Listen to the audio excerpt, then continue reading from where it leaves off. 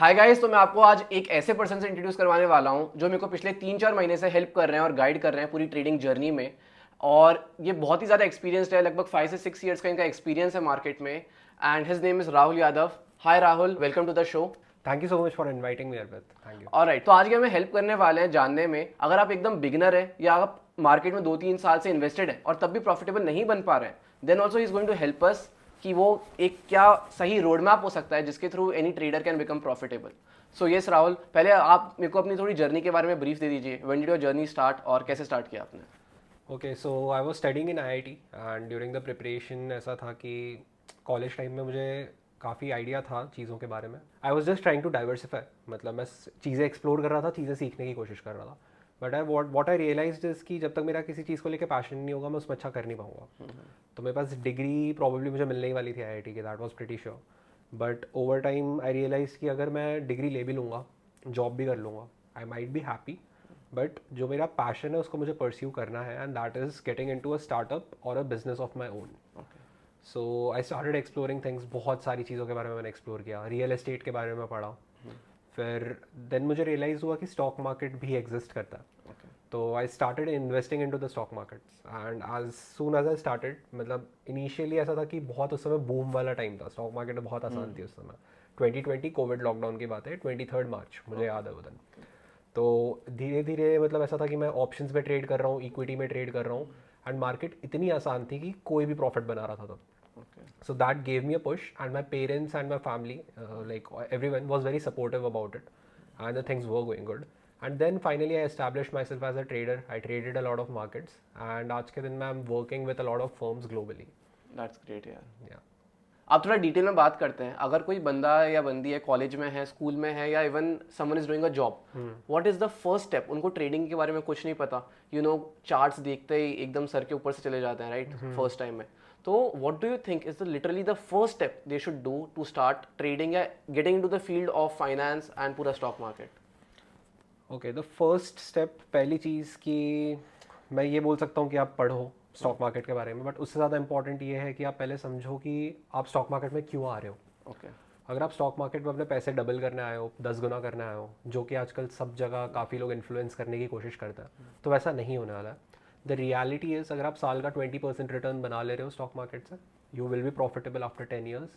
अगर if you are targeting 100%, 120%, आपको realise होगा कि आपकी हैबिट बन जाएगा। मैं ये बोलना चाहूँगा कि अगर आपकी कैपिटल कम है, इनिशियली आप कम कैपिटल के साथ ट्रेड कर रहे हो, आप हायर रिटर्न्स टारगेट कर रहे हो, चलेगा। लेकिन आपके पास बैकिंग होनी चाहिए। अगर आपके पास बैकिंग ही नहीं है और अपनी पूरी कैपिटल उसमें डाल देते हो और फिर आप ऐसा कर रहे हो कि आप हर ट्रेड में 30% का रिस्क ले रहे हो, तो वो गलत है, वो नहीं करना। तो एज अ स्टार्टर आपको पहले ये डिसाइड करना है कि आप स्टॉक मार्केट में आ क्यों रहे हो। और एक बार वो डिसीजन आपने ले लिया कि आप इसको पार्ट टाइम करना चाहते हो, फुल टाइम करना चाहते हो, फिर आपको नॉलेज की तरफ डाइव करना है। आप सीखो। The first thing was why you are coming. The second thing is कि आप नॉलेज लो, एंड देन यू रियलाइज कि ये चीज़ आपके लिए बनी भी है कि नहीं बनी है। अगर बनी ही नहीं है आपके लिए स्टॉक मार्केट, आपके लिए प्रॉब्लली कुछ और बना हो सकता है, राइट? तो अगर कुछ और बना है और आप स्टॉक मार्केट में इन्वेस्टेड हो, तो you are not going to get results. आप 10 साल मेहनत कर लो, 15 साल मेहनत कर लो, कोई फर्क नहीं पड़ने वाला। So the most important thing at any point is कि आप नॉलेज लेने के बाद गेज करो अपने आप को कि स्टॉक मार्केट आपके लिए है कि नहीं। तो as a beginner, the first thing is ask yourself why you want to come into the stock market, and the right answer is you are in the stock market to sustain and make money in long term. Even if you are a trader, you are there to make money in long term. Investors, the advantage the investors have is कि वो लोग को ज़्यादा active नहीं होना पड़ता। But एक trader भी अगर आप 10 साल बाद देखोगे और एक इन्वेस्टर को 10 साल बाद देखोगे, वो सिमिलर रिटर्न्स बना लेता है। इन्वेस्टर 20 साल बाद डेफिनेटली ज़्यादा रिटर्न्स बना लेगा, लेकिन एक ट्रेडर, उसकी एक रिस्क एपेटाइट होती है जो उसको फॉलो करनी होती है। ओके, तो आप एक बार व्यूअर्स को बता सकते हैं, आपने जैसे रिस्क एपिटाइट के बारे में बोला, तो what exactly do you mean by risk appetite? इससे पहले आपने बोला था बैकिंग होनी चाहिए, तो बैकिंग क्या होता है? और जैसे आपने बोला 30% एक ट्रेड पे लूज ना कर दो, तो थोड़ा आप एक्सप्लेन कर सकते हैं what do you exactly mean by this? यार देखो, रिस्क एपेटाइट का एक सिंपल सा मतलब है कि अगर आपके पास, मान लो अगर आपके पास 1 करोड़ रुपीज़ है, ठीक है, और वो आपकी पूरी लाइफ की सेविंग्स है, मैं बस एक रैंडम नंबर की बात कर रहा हूँ, आपके पास 1 करोड़ रुपीज़ है, आपने अगर वो पूरे पैसे स्टॉक मार्केट में लगा दिए और एक ही ट्रेड में आपने 30 लाख रुपीज़ लूज कर दिया, आपका कॉन्फिडेंस, मोरल, हर चीज़ गिर जाएगी, है ना? उसके बाद वो बचे हुए 70 लाख के साथ आपके ट्रेड करने की हिम्मत भी नहीं होगी। लेकिन वही आपके पास अगर 1 करोड़ रुपीज़ है एंड आप स्टॉक मार्केट में हो 1 लाख रुपए के साथ, ठीक है, आप लूज करो 30,000 रुपीज़ एक ट्रेड पे, तो 1 करोड़ का कितना हुआ?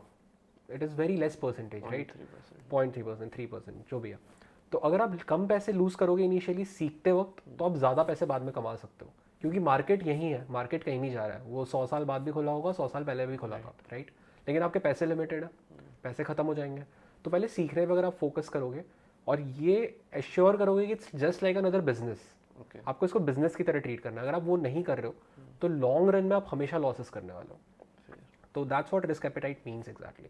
ओके, और आपने बोला बैकिंग होनी चाहिए, तो आप उसका मतलब बता सकते हैं, what do you mean by banking? Banking का मतलब ये होता है, बैकिंग से मेरा मतलब ये था कि जब आपने 1 करोड़ रुपीज़ आपके पास थे और आपने 1 लाख रुपीज़ इन्वेस्ट किए स्टॉक मार्केट के अंदर, तो वो जो बचे हुए 99 लाख रुपीज़ है वो आपकी बैकिंग है, financial backing, stable financial condition वगैरह की। यस।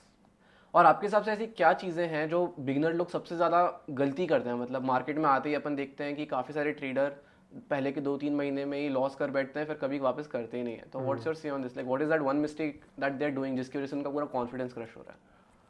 यार देखो, 2 मिस्टेक्स है, मैं 2 मिस्टेक्स की बात करूँगा। पहला ये है कि सबको आते ही प्रॉफिट चाहिए, ठीक है, और छोटा मोटा प्रॉफिट नहीं चाहिए लोगों को चाहिए कि मेरे पैसे 5 गुना हो जाए, 10 गुना हो जाए। वही वाली बात है, 21 दिन में पैसा डबल। 21 दिन में पैसा डबल, भाई वो जो लॉजिक है सब उसके पीछे भागता है। एंड जैसे ही एक बार डबल हो भी गया मान लो, अब वो क्या करते हैं, वो पूरे पैसे फिर से रिस्क करते हैं। अब हर बार अगर आप डबल करने जाओगे पैसे, कभी ना कभी तो हारोगे, तो 2 ट्रेड लगेगी आपको मार्केट से बाहर होने में। तो ये जो डबल ट्रिपल 10 गुना ये वाला स्टेटस है आज के दिन में स्टॉक मार्केट में, इसको हटाना है हम लोग को धीरे धीरे करके। एंड जो दूसरी चीज़ है, जो सबसे बड़ी गलती एक बिगिनर करता है, वो पहले पैसे लगाता है और फिर ट्रेडिंग सीखता है।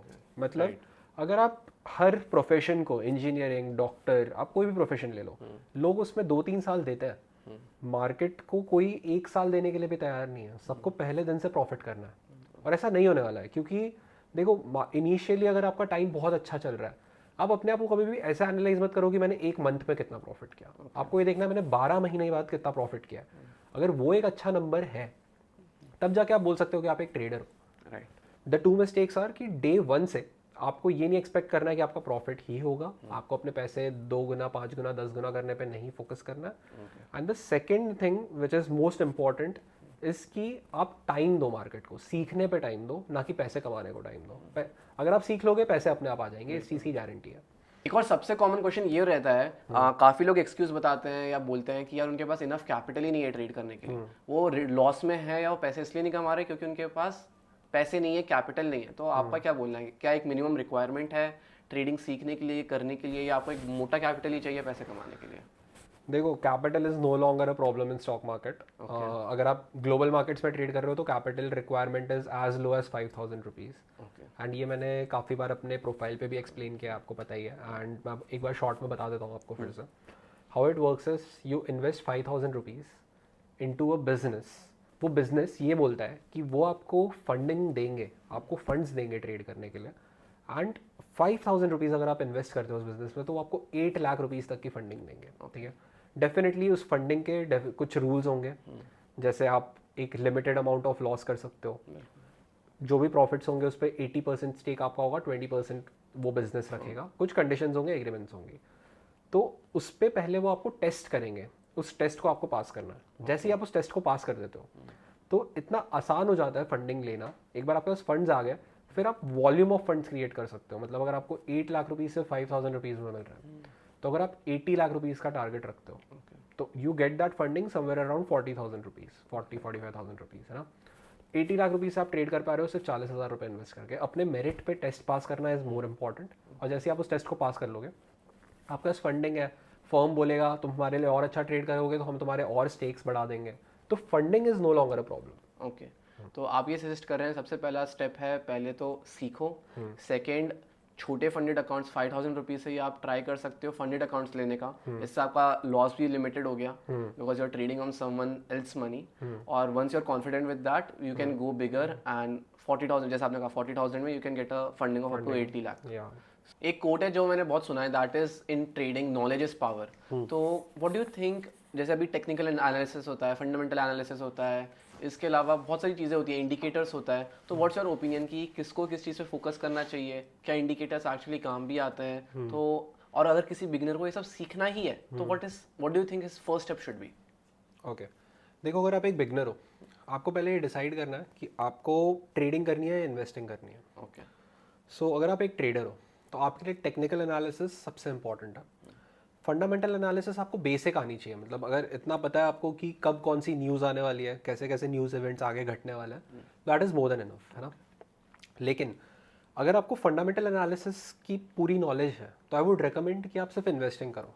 टेक्निकल शायद आप नहीं भी सीखोगे, और आपके गोल्स अगर ऐसे हैं कि मान लो I am fine with making money 5 years down the line right, and safely, then it's good for you. तो first thing which is most important is कि आपको डिसाइड करना है कि आप ट्रेडर बनना चाहते हो, इन्वेस्टर बनना चाहते हो, या दोनों बनना चाहते हो। अगर आप फुल टाइम कर रहे हो तो आप दोनों चीज़ें भी कर सकते हो साथ में, ठीक है। Okay, what was the question? मेरा क्वेश्चन ये था कि अभी जैसे कोई भी बिगनर है तो the moment he open any chart, trading जो खोलता है, इतने सारे कैंडलस्टिक चार्ट्स दिखते हैं, रेड ग्रीन, बहुत ही स्केरी रहता है एक बिगनर के लिए, उसको बिल्कुल नहीं समझ में आता। तो व्हाट डू यू थिंक यार पहला चीज़ क्या हो सकता है ये सब सीखने का, या कैसे कोई एक स्ट्रॉन्ग पकड़ बना सके ये सब पे? यार चार्ट से डरने का क्या मतलब है? देखो अगर आप स्कूल गए थे, स्कूल में सबने पढ़ा है लाइन चार्ट क्या होता है। लाइन चार्ट हमें अच्छे से पता है ना। वाई एक्सिस पे आपके कुछ है, एक्स एक्सिस पे कुछ है। आप वाई एक्सिस पे चेंज देख रहे हो जो एक्स एक्सिस के रिस्पेक्ट में हो रहा है, वैसे आप चीज़ों को एनालाइज करते हो। स्टॉक मार्केट भी बिल्कुल ऐसा ही है, कुछ ज़्यादा थोड़ी अलग है। वाई एक्सिस पे आपका प्राइस है, ठीक है।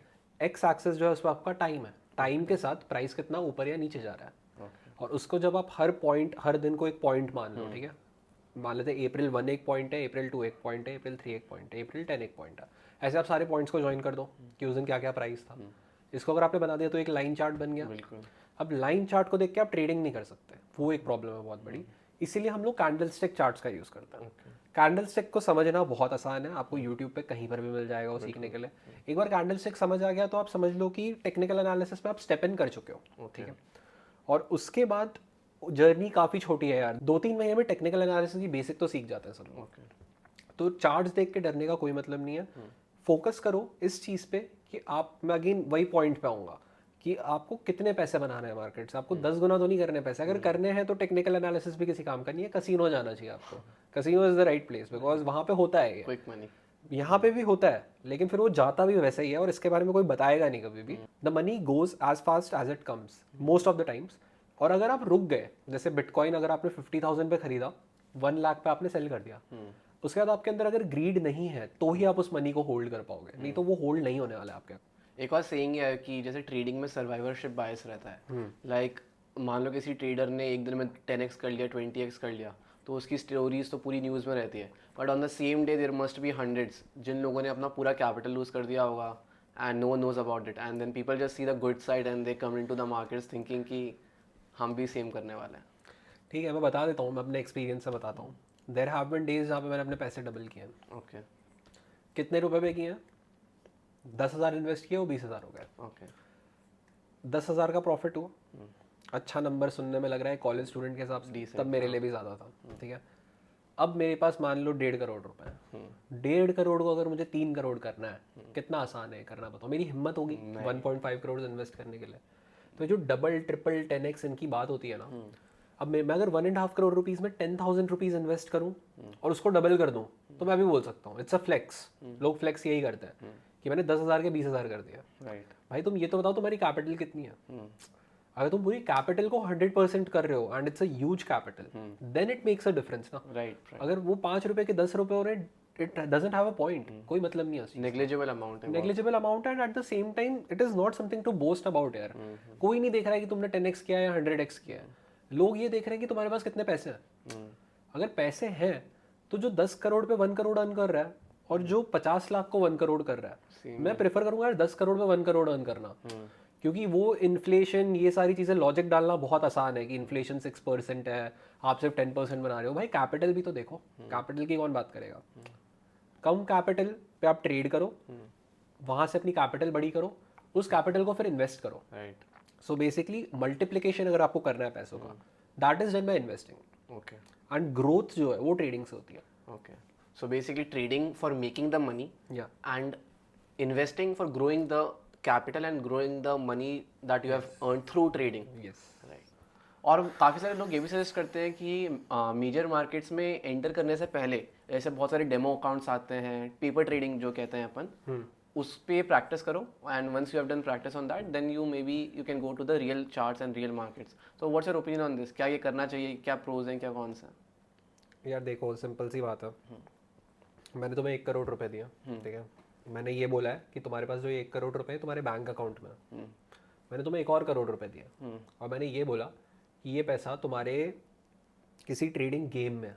एक गेम है, सिम्युलेटेड गेम है, उसमें तुम ट्रेडिंग कर सकते हो, उसमें 1 करोड़ रुपए, वो रियल पैसा नहीं है, वो वर्चुअल मनी। Virtual money. तुम खुद बताओ तुम किस पैसे की ज़्यादा रिस्पेक्ट करोगे? Obviously the real money. Real money जो बैंक अकाउंट में है उसकी रिस्पेक्ट करोगे। ट्रेडिंग ऐसा ही है भाई, मतलब सिम्युलेटेड अकाउंट पे बना लो तुम, नकली पेपर मनी तुम अर्न कर लो, कोई फायदा नहीं है उस पैसे का, समझो। जब तुम स्टॉक मार्केट में इन्वेस्ट कर रहे हो तुम पैसे से ज़्यादा इमोशंस को इन्वेस्ट कर रहे हो, एक बार सोच के देखना इस बारे में, क्योंकि पैसा ऊपर नीचे होता है, ठीक है, इट्स अ नंबर, वो तुम्हें हर्ट कब करता है? जब तुम उसकी इमोशनल वैल्यू देते हो, राइट? वही चीज़ एक मशीन से करवा लो, मशीन तुमसे अच्छा करेगी क्योंकि उसमें इमोशंस नहीं है। At times emotions help as well. अगर आपको अपने इमोशंस को कंट्रोल करना आता है सही टाइम पे तो आप प्रॉफिटेबल बन जाओगे। लेकिन the first thing you need to understand is कि पेपर मनी नाम की कोई चीज़ होती ही नहीं है। पेपर मनी में इमोशंस ऐड होते हैं तब वो रियल मनी बनता है आपका स्टॉक मार्केट में। ट्रेडिंग में तो पूरा एक नीश ही है, दैट साइकोलॉजी ऑफ ट्रेडिंग, जो एक बहुत ही इंपॉर्टेंट कंपोनेंट पार्ट रखता है। And if you do paper trading वो पूरा पार्ट, वो पूरा सेगमेंट ही कट ऑफ हो रहा है साइकोलॉजी ऑफ ट्रेडिंग वाला। बिल्कुल। तो अब अपन इमोशंस की बात कर ही रहे हैं, तो व्हाट डू यू रिकमेंड कि कैसे इमोशंस पे कंट्रोल लाया जाए ओवर टाइम मार्केट्स में? क्योंकि कोई भी आदमी अगर अपना 10% 15% तक भी लॉस कर देता है तो वो हिम्मत कम हो जाती है और डर लगने लग जाता है, या लॉस देखते ही इच्छा होती है कि या तो कुछ लोग सेल कर देते हैं लॉस देखते ही, या तो कुछ लोग होल्ड करते हैं ये सोच के कि रिकवर हो जाएगा, बट दैट नेवर हैपन्स। तो व्हाट डू यू से ऑन दिस कि इसको कैसे सही किया जाए? ओके, देखो लॉस ज़्यादा हो जाएगा या फिर प्रॉफिट छोटा हो जाएगा, ये डर आपके अंदर क्यों है? पहली चीज़ तुम बताओ अर्पित, तुम्हारे अंदर ये डर क्यों है कि तुम्हारा लॉस बहुत बड़ा हो जाएगा या फिर प्रॉफिट बहुत छोटे हो जाएंगे? मेरा डर ये है कि अगर मैंने इन्वेस्ट कर रखा है और मेरा कैपिटल उससे कम हो गया तो it will be harder to gain that money back. Let's say मतलब अगर अपन 100 से 50 चले जाते हैं तो 50 से वापस 100 जाने में हमें 100x रिटर्न चाहिए, which is much more harder. तो एक ये है, एंड डेफिनेटली दूसरा कंपोनेंट थोड़ी ग्रीड रहती है कि थोड़ा सा पैसा और बन जाए, या जैसे 100 से 90 गया और 90 से 95 आ गया, वी आर लाइक अच्छा बस 5 और रुपये और 100 टच हो जाए, फिर 95 से 85 गया, लाइक ओके बस 90 और आ जाए, and we keep going. So that वो एक पता नहीं बस है अंदर। ठीक है यार, देखो सबसे बड़ी प्रॉब्लम यही है कि रीज़न क्या है कि तुम्हें ऐसा लगता है कि तुम होप लूज़ कर दोगे और तुम आगे की ट्रेड्स भी गलत करोगे। रियलिटी वो है। मतलब होता क्या है, जैसे 50% तुमने बहुत बड़ा नंबर बोल दिया, अगर उतना लॉस हो रहा है तो तुम्हें ट्रेड करना नहीं आता है। उसकी मैं तुम्हारी बात नहीं कर रहा, मैं जनरल लोगों की बात कर रहा हूँ। 50% लॉस अगर आपकी कैपिटल पे हो जाता है तो आप समझ लो आपको ट्रेडिंग आती नहीं है। फर्स्टली आपको सीखना है, ठीक है। साइकोलॉजी से अगर 50% लॉस हो जा रहा है, 60% लॉस हो जा रहा है एक ट्रेड में पूरी कैपिटल पे, जितने आपके पास पैसे हैं पूरी पे, तो आपको ट्रेडिंग छोड़ देनी चाहिए। क्योंकि वहाँ से अगर आप रिकवरी के पीछे जाओगे तो नहीं होने वाला है वो। जैसे मैं जिन फर्म्स के साथ काम करता हूँ वो मुझे ये बोलती है आप 10% से ज़्यादा लॉस कर ही नहीं सकते। क्यों बोलते हैं वो लोग? मेरी साइकोलॉजी उससे अच्छी रहती है, मैं एक ट्रेड पे 1% लूज़ करूँगा ज़्यादा से ज़्यादा। 10% वो बोलते हैं हम तुम्हारे साथ काम ही नहीं करेंगे। 50% लॉस वाला स्टेटस जो है वो गलत है। अब तुम्हारे पास अगर 1 करोड़ रुपीज़ है, तुम 1 लाख रुपीज़ अगर डालते हो वो अकाउंट में, उस पर ट्रेड करते हो, उस पर अगर 50% का लॉस हो जाता है तो वो छोटा लॉस है रिलेटिव। लेकिन अगर तुम ऐसे सोचने लगोगे कि यार मैं ट्रेड्स गलत करता जाता हूँ 50% तक नहीं जाने देना, उस लॉस को छोड़ देना, ट्रेडिंग 30% के बाद छोड़ देना। अब कमिंग टू द पॉइंट जो तुम कह रहे थे कि major thing where people lag is psychology. क्या है, तुम लोग को डर है चीज़ों का कि तुम्हारा या तो जब प्रॉफिट हो रहा है तो और प्रॉफिट हो सकता है वो मिस हो जाएगा, लॉस होते वक्त उल्टा कि और ज़्यादा लॉस हो जाएगा। तो इसका बेस्ट सॉल्यूशन क्या है? ट्रेड प्लेस करने के बाद स्क्रीन को देखना ही नहीं। आपको एक टारगेट लगा देना है, एक स्टॉप लॉस लगा देना है। या तो स्टॉप लॉस हिट होगा या तो टारगेट हिट होगा, उसके बीच में कुछ नहीं होने वाला है। आप मैं सिंपल लैंग्वेज में बता देता हूँ। आपने कोई स्टॉक 100 रुपीज़ पे बाय किया, आप पहले ये डिसाइड करोगे अपनी नॉलेज और एनालिसिस के हिसाब से कि मैं 95 रुपीज़ पे स्टॉक से निकल जाऊंगा अगर 95 रुपीज़ गया, और मैं अगर 120 रुपीज़ गया तो ही स्टॉक से प्रॉफिट बुक करूंगा या फिर प्रॉफिट निकलूंगा। बीच में 110, 112, 104, 98 ऐसे प्राइसेस पे अगर आप निकल रहे हो तो ये ट्रेडिंग करने का सही तरीका नहीं है। ओके कई लोग चार्ट्स देख के भी इन इमोशंस को कंट्रोल कर लेते हैं, वो आपको एक्सपीरियंस के बाद आ जाएगा। बट इनिशियली आपको सारा टाइम देखते रहने की जरूरत नहीं है कि ऊपर जा रहा है नीचे आ रहा है, ऊपर जा रहा है नीचे जा रहा है, ऐसे नहीं चलेगा स्टॉक मार्केट में।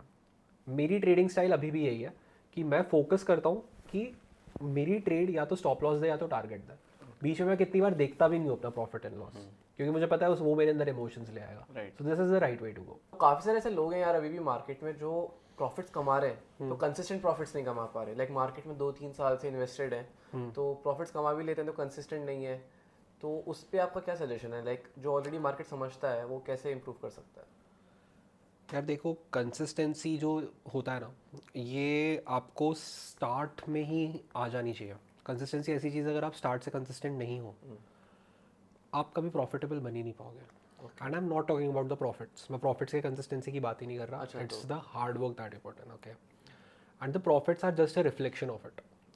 अगर आप कंसिस्टेंटली सही चीज़ करोगे ना, प्रॉफिट अपने आप आना है। लोग बोलते हैं कंसिस्टेंटली प्रॉफिट्स नहीं हो रहे, द रीज़न इज़ कि आप कंसिस्टेंटली अपनी साइकोलॉजी को मेंटेन नहीं कर पा रहे हो, आप रिस्क कंसिस्टेंटली मैनेज नहीं कर रहे हो।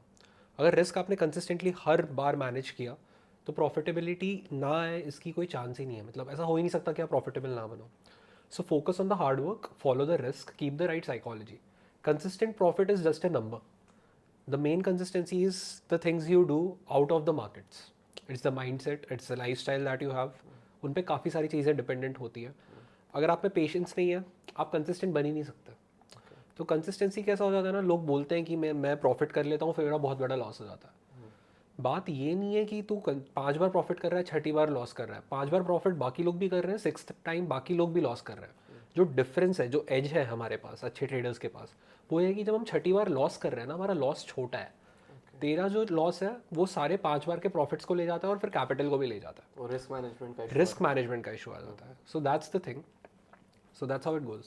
अच्छा एंड जैसे आपने बोला कि एक माइंडसेट का इशू भी है थोड़ा सा, अपनी ट्रिक कंट्रोल नहीं कर पाते। तो डू यू थिंक लाइक इस पे भी काम कैसे, like may be consuming the right kind of content, does that help you suggest? Definitely यार, मतलब मैं ये बोलूँगा कि ट्रेडिंग अच्छी करने के लिए अगर सिर्फ ट्रेडिंग रिलेटेड कंटेंट ही ले रहे हो वो काफ़ी नहीं है। ओके मैं एग्जांपल देता हूँ तुम्हें। अगेन मैं तुम्हारी, ऐसे ये नहीं है कि मैं तुम्हारे साथ बैठा हूँ इसलिए तुम्हारी तारीफ कर रहा हूँ, बट जैसे मैं तुम्हारा कंटेंट देखता हूँ, मुझे उससे मोटिवेशन मिला एट सम पार्ट, वो मैंने अपने काम में यूज़ किया। तुम्हारी काफ़ी सारी रील्स है, तुम्हारा काफ़ी सारा कंटेंट है, मैंने बहुत बार देखा है because it is motivating me. Then there are a lot of speakers यार, जैसे प्रखर है, there is this guy called Prakhar on YouTube, he is very famous for motivational speaking. I love his content, इतना पसंद है मुझे कि मैं उसका स्पॉटिफाई पे काफ़ी बार जाके लूप पे भी सुनता हूँ चीज़ें। So it's things you do out of the market which make you better at the market. Right So that's how this thing works. And if you are not, consuming good content, I'm not saying you won't be profitable.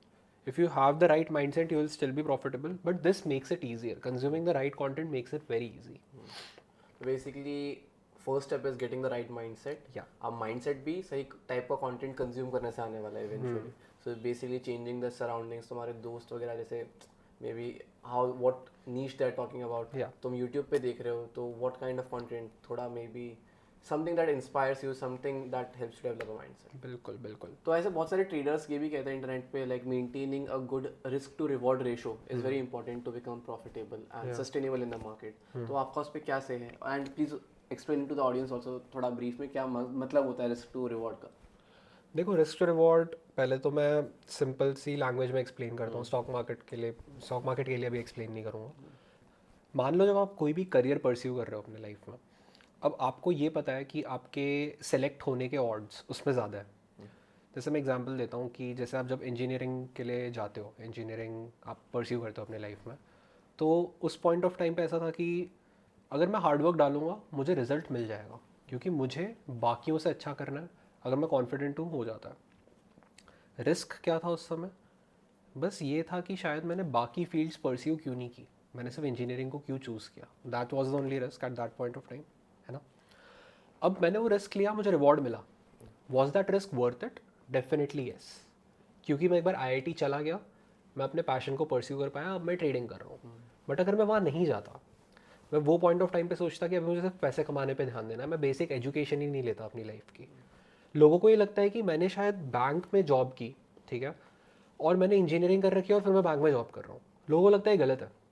But आप ये नहीं समझ रहे हो कि engineering ने आपके mindset को ऐसा बिल्ड किया है कि आप शायद बैंक की जॉब कर पा रहे हो। मैं टेक्निकल चीज़ों की बात ही नहीं कर रहा, इंजीनियरिंग आपको इतना कुछ सिखा देता है आपकी कॉलेज लाइफ में कि आप इवेंचुअली जब देखते हो चीज़ें बैंक में, आप जब जॉब कर रहे हो किसी हाई पोजीशन पे नॉलेज गेन करके, आपको चीज़ें पता है कि चीज़ों के साथ डील कैसे करना है। So everything happens for a reason. Now the thing is कि आपने किस पॉइंट ऑफ टाइम पे लाइफ में कितना रिस्क लिया। अगर वो कैलकुलेशन गलत हो जाती है तो सक्सेसफुल नहीं बन पाते आप। So it's about calculated risk, है ना। अब स्टॉक मार्केट में भी ऐसा ही होता है। देखो, जब आप रिस्क ले रहे हो किसी ट्रेड के लिए पर्टिकुलरली, एक और चीज़ होती है कि अभी मार्केट वैसा है कि नहीं कि मैं इतना रिस्क लूँ। मतलब अगर मार्केट मान लो जैसे दिसंबर का मंथ है, दिसंबर के मंथ में ऐसा होता है कि most of the time markets में कम मूवमेंट होती है। इस पॉइंट ऑफ टाइम पे अगर मैं 10-10% रिस्क करना चालू कर दूँ, इज़ दैट राइट? नहीं, क्योंकि मुझे अच्छे रिटर्न्स मिल सकते हैं लेकिन उसकी प्रोबेबिलिटी कम है। लेकिन अगर वही चीज़ मैं शायद 2 महीने बाद करूँ, सेम सेटअप को ट्रेड करूँ, सब कुछ सेम हो, उसके ऑड ज़्यादा है सही होने के, क्योंकि मार्केट में मूवमेंट ज़्यादा है। तो मैं कितना रिस्क ले रहा हूँ क्या अचीव करने के लिए is what matters in the and. तो अगर हम लोग ऐसे देखें रिस्क टू रिवॉर्ड को इन जनरल कि वो चीज़ काम कैसे करती है, if you are risking 1 rupee to make 4 rupees, it's fair enough. If you are risking 1 rupee to make 1 rupee, it's not fair. In stock market it is not. Similar coming to the example जहाँ पे मैं engineering की बात कर रहा था, आप पढ़ाई कर रहे हो, इंजीनियरिंग कर रहे हो, आप टारगेट बेस्ट कॉलेज करोगे ना, आईआईटी। अगर आप सिर्फ इतनी ही पढ़ाई करो, इंजीनियरिंग की पढ़ाई इतनी ही करो कि आपको एक नॉर्मल सा कॉलेज मिल जाए, is the risk worth it कि आपने बाकी चीज़ों को परस्यू नहीं किया अपनी लाइफ में? कर रहे हो तो बेस्ट चीज़ को टारगेट करो जो कि हाईएस्ट रिवॉर्ड दे आपको। शायद वो हो ना हो but it was worth it. So worth समझना इंपॉर्टेंट है किसी भी स्टॉक की। रिस्क टू रिवॉर्ड में भी ऐसा ही होता है कि अगर आपने 1 पेनी रिस्क किया, 4 पेनीज अर्न करने का देखो, एटलीस्ट 2-2.5 रुपीज़ अर्न करने का देखो ही वहाँ पे। उससे कम देख रहे हो तो वो वही बात हो जाती है कि आप तुक्का लगा रहे हो। तो लोग मार्केट में कहते हैं कि तुम 10 में से सिर्फ 3 बार सही हो या सिर्फ 4 बार सही हो तब भी तुम प्रॉफिटेबल बन सकते हो। तो ये एग्जैक्टली कैसे होता है? यार देखो, ये बहुत इंटरेस्टिंग सवाल है। सिंपल मैथ्स आती है ना किसी को अगर, तो वो ही समझ जाएगा। अब मैं एक एग्जांपल देता हूँ। आपने 10 बार ट्रेड किया, आप सिर्फ 4 बार सही होते हो, 6 बार आप गलत हो जाते हो। लेकिन जो आपका रिस्क टू रिवॉर्ड है 1:2 का है, मतलब आप 1 रुपये रिस्क कर रहे हो 2 रुपये कमाने के लिए, राइट। अब अगर आप 6 बार गलत होते हो तो आपने 6 रुपये लूज़ कर दिए, 4 बार सही हुए आपने 8 रुपीज़ अर्न कर लिया। 8 - 6 2 रुपीज़, 2 रुपीज़ अभी भी आप प्रॉफिट में हो। मेजॉरिटी ऑफ द टाइम्स आप गलत है फिर भी आप प्रॉफिट में हो। लेकिन स्टॉक मार्केट में इसको भी अच्छा नहीं माना जाता है, 1:2.5 के नीचे हम लोग देखते नहीं है।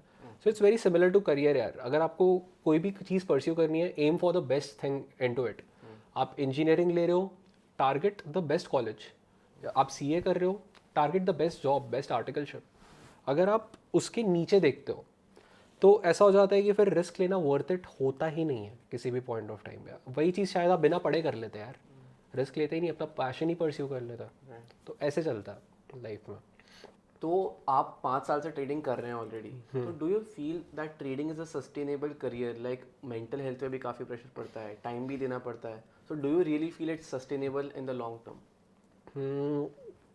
अगेन मैं स्टार्ट से बोलता आ रहा हूँ कि लॉन्ग टर्म का ही गेम है, ठीक है। अब ये देखते हैं कि ये सस्टेनेबल है कि नहीं लॉन्ग टर्म में। आप 4 साल के लिए स्टॉक मार्केट में आए, आपने एक भी रुपये नहीं कमाए, ठीक है। आप 21 साल के थे, आप 25 साल के हो गए, आपने कुछ नहीं कमाया। आपका एक फ्रेंड है जो प्लेसमेंट्स के लिए बैठा 24 की एज पे, 25 की एज पे वो प्रॉब्ली 30-40 जितनी भी 30-40 लाख की पैकेज है उसकी वो लग चुकी है। आप 25 की एज तक एक भी रुपए कमाए ही नहीं हो, आपने पूरा हार्डवर्क डाला है, आप सब कुछ खुद कर रहे हो। लॉन्ग टर्म करियर पता है क्या बनेगा?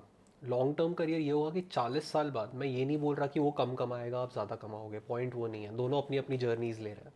मैं बस ये कहना चाहता हूँ, अगर आप 40 की एज पे ये बोल पाओ कि मैंने पिछले 15 सालों में एक्स अमाउंट अर्न किया, 1 करोड़ रुपीज़, 10 करोड़ रुपीज़।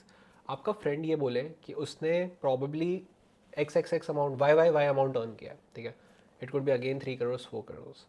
आपको पॉइंट यहाँ पे ये समझना है कि अगर ये आपका करियर है तो क्या ये आपका पैशन है?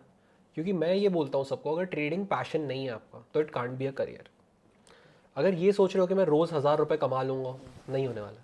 रोज़ 2000 रुपये कमा लूँगा, नहीं होने वाला है। लेकिन अगर आपको लॉन्ग टर्म में सस्टेन करना है तो it's a great career option, provided you are passionate about it. If you are not passionate about it, बंद कर दो, चार्ट देखो ही मत। ऐसा नहीं कि मैं मजबूरी में बस पैसे कमाने के लिए कर रहा हूँ, इट्स एन आर्ट। आर्टिस्ट की बात करते हैं हम लोग, मोस्ट ऑफ द आर्टिस्ट जो सक्सेसफुल है वो शायद इन्जॉय करते हैं उस चीज़ को, इसीलिए हम उनको इतना सुन पाते हैं। They are emotionally invested into it. मेरा पर्सनली भी इमोशनल इन्वेस्टमेंट है, नहीं तो मैं शायद आज नहीं कर रहा होता। तो जो लोग ये हैं कि भाई बस पैसे आ जाए, बात पैसे की है ही नहीं। मुझे ज़्यादा खुशी पैसे कमाने में नहीं होती है, मुझे ज़्यादा खुशी तब होती है जब मेरी ट्रेड अच्छी चलती है, मेरे अच्छे प्रॉफिट्स होते हैं उस ट्रेड में। It's not the number, it's just that I made a profit. That is the sense of, happiness into me. So it is a good career option provided you are passionate about it. You can't leave your job for that. पहले अगर आपको job छोड़नी भी है अपनी trading के लिए, इतने पैसे होने चाहिए आपके पास कि आप 2-3 साल बिना किसी इनकम के सस्टेन कर पाओ, क्योंकि हो सकता है पहले 2-3 साल में आप पैसे ना कमाओ। आज की मार्केट कंडीशंस ऐसी है, बट जब मैंने स्टार्ट किया था फॉर्चुनेटली ऐसा नहीं था, मार्केट आसान थी। 2020 was the easiest time and my family was very supportive about it. उन्होंने बहुत सपोर्ट किया है मुझे स्टार्ट से, मुझे फंड्स दे देते थे। अभी भी जब मुझे ज़रूरत पड़ती है, मान लो, मतलब मैं फंड्स के टर्म्स में नहीं बोल रहा, जब भी इमोशनल सपोर्ट चाहिए they are always there to talk to me. तो आपकी इमोशनल लाइफ भी बहुत डिफाइन करती है कि आप स्टॉक मार्केट में कैसा परफॉर्म करते हो। So you have to be passionate, you have to be patient. 1 साल 2 साल नहीं प्रॉफिटेबल बने, मत छोड़ना स्टॉक मार्केट। अगर पैशन है करते रहो। 4 साल की जो लॉस है, 4 साल के जो आपके लॉसेज हैं, वो शायद आप रिकवर कर लोगे प्रॉब्ली 1 महीने में। इतना अच्छा है स्टॉक मार्केट जब वो रिवॉर्ड करता है तब। लेकिन अगर आप ऐसे सोचोगे कि मुझे डे 1 से पैसे कमाने, नहीं होने वाला है। It's a great career choice provided you are passionate. तो आजकल जो कुछ लोग अपने नाम भी ऐसे सेल करते हैं चीज़ें, या जो स्टूडेंट्स हैं जो मैनिपुलेट हो जाते हैं ये सोच के कि आज से चालू करेंगे, 2 महीना सीखेंगे और रोज़ के 5,000 रुपये, 2,000, 3,000 रुपये कमाएंगे। तो क्या सही है आपका, जो लोग बेसिकली स्टॉक मार्केट को एक सैलरी टाइप से इनकम निकालने की कोशिश करते हैं कि रोज़ का डेली इनकम कर लिया? ठीक है, आप 2-3 महीने में नॉलेज गेन कर लोगे। 80%, 60-80% तक आप गेन कर लोगे। अगर अच्छे से पढ़ा तो 80% तक कर सकते हो। उसके बाद आपका रियल टेस्ट चालू होगा कि आप उस नॉलेज को कैसे अप्लाई कर रहे हो। वो आप शायद 3 महीने 6 महीने और देके 1 साल में सब सीख जाओगे।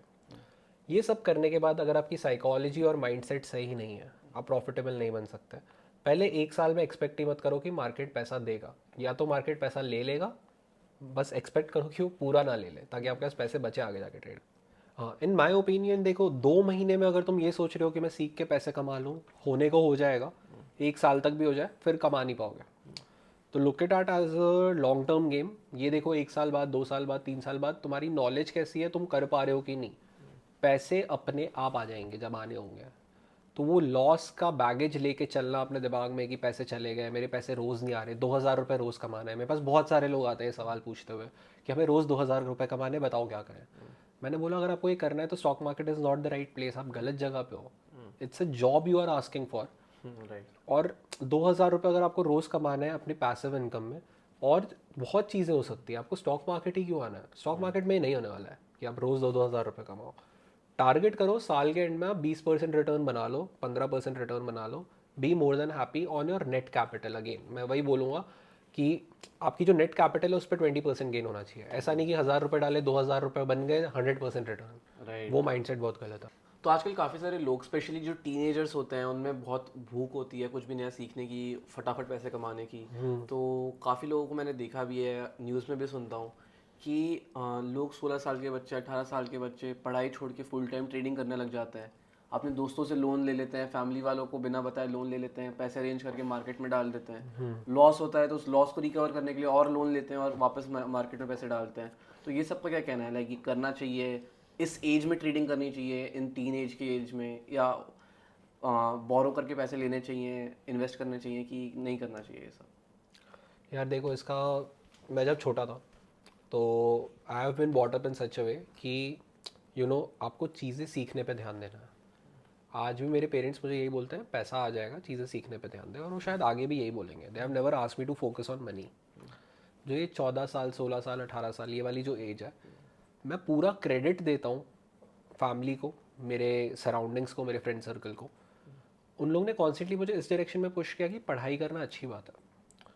अगर उस समय मैं पैसे कमाने पे ध्यान दे रहा होता तो शायद आज मैं बैंकरप्ट हो गया होता। क्योंकि बेसिक जो मॉरल्स होते हैं ना कुछ चीज़ों को लेके, जैसे आज मैं प्रॉफिटेबल इसीलिए हूँ क्योंकि मैंने वो ग्राइंड करी है। There was a journey in the past जो मैंने जी है, उसने मुझे ये सिखाया है कि अगर आप किसी चीज़ पे अच्छे से फोकस कर पा रहे हो, किसी चीज़ पे ध्यान दे पा रहे हो, तो वो आपको रिजल्ट्स देगा। अगर आप पढ़ाई अच्छे से कर पा रहे हो तो आपकी ट्रेडिंग भी अच्छी होगी, क्योंकि वो पढ़ाई करते वक्त आप चीज़ें सीख रहे हो, क्योंकि ट्रेडिंग के बारे में भी आपको पढ़ना तो पड़ेगा। तो नॉलेज इज़ वेरी इंपॉर्टेंट।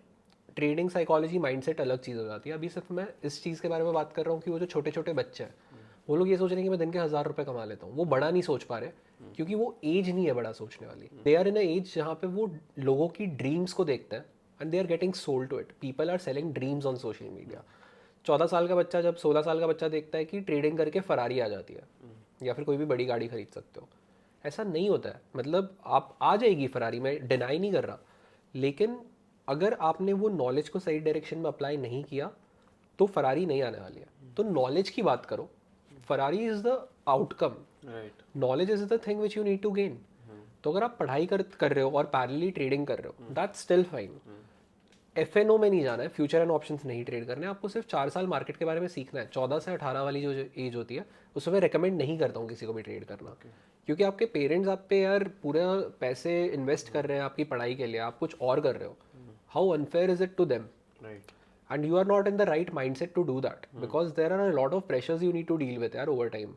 अगर एक लॉस होगा, मेरी इमोशनल कैपेसिटी है 24 साल की उम्र में लेने की, बट वो 16 साल के बच्चे में नहीं है। सो डू यू रिकमेंड कि कोई अगर इस एज में है, मान लो जैसे आपने बोला 14 से 18, सच में कोई मैच्योर बंदा है या जिसको एक्चुअली सीखने का इंटरेस्ट है, तो instead of actually investing the real money, वो पहले के वो 2-3 साल जब तक वो मे बी उसका मेजर बेस एजुकेशन कंप्लीट नहीं हो जाता, उस टाइम पे उसको लर्निंग पे फोकस करना चाहिए, बल्कि एक्चुअल मनी डालने में, या डाले भी तो बहुत ही negligible amount, very negligible amount, उसका पॉकेट मनी हो गया या समथिंग लाइक दैट। यार देखो वही है बात कि अपने पेरेंट्स से मत छुपाओ, कर भी रहे हो let them know about it. क्योंकि यार इसलिए बोला जाता है ना कि जब जब तक आप कॉलेज नहीं जाते उसके पहले आपके पेरेंट्स आपको गाइड करते हैं चीज़ों को, आगे भी करते हैं, मैं ये नहीं बोल रहा, लेकिन उसके पहले उनकी विजिलेंस बहुत इंपॉर्टेंट है। 18 एक एज ब्रैकेट इसीलिए बनाया गया है, ठीक है। तो उसके नीचे अगर आप पेरेंट्स से छिप छिप के लोन्स लेके, जैसा आपने कहा कि लोन्स लेके लोग ट्रेड कर रहे हैं, दुनिया भर की चीज़ें कर रहे हैं, आप किसी ना किसी पॉइंट पे ऐसा आएगा कि वो बबल बर्स्ट होगा। This is a bubble you are getting into, losses losses losses. Be in there vigilance, उनको देखने दो कि वो लोग आप कैसा परफॉर्म कर रहे हो, नेग्लिजिबल अमाउंट से करो, जितना पेरेंट्स परमिट कर रहे हैं उससे करो, बाहर से पैसे मत लो, आगे भी मत लो, इनिशियली भी मत लो, try to do it with your funds. आगे जाके आपको एक्सपीरियंस आ जाए, आप नॉलेज गेन कर लो, फोकस ऑन द नॉलेज, क्योंकि वो 4 साल में आप जो नॉलेज लोगे ना, वो पूरे पैसे 4 साल के आप शायद 3 महीने में बना लोगे जिस दिन आप ट्रेडिंग स्टार्ट करोगे। तो माइंडसेट एक एज के बाद बिल्ड होता है and you need to understand कि एक इमोशनल कैपेसिटी नाम की चीज़ होती है हर इंसान में, और वो धीरे धीरे एज के साथ बढ़ती है जितना आप बेयर कर सकते हो, and after a certain age वो कम भी होना चालू हो जाती है, when you are in old age या फिर आप काफ़ी ओल्ड हो जाते हो। यस। ऑलराइट, तो एट व्हाट पॉइंट आपको ऐसा लगता है कि एक ट्रेडर को खुद की स्ट्रैटेजीज बनानी चाहिए instead of just copying the other popular one, या जो भी इंटरनेट पे बड़े बड़े लोग कर रहे हैं? From the day one. अब मैं बताता हूँ क्यों। अगर तुम स्ट्रैटेजीज कॉपी करने जाओगे, कोई चीज़ जो तुम्हारे लिए काम कर सकती है वो किसी और के लिए काम नहीं करेगी। हम इंडिविजुअली सारे लोग अलग हैं, सारे ब्रेन्स अलग हैं।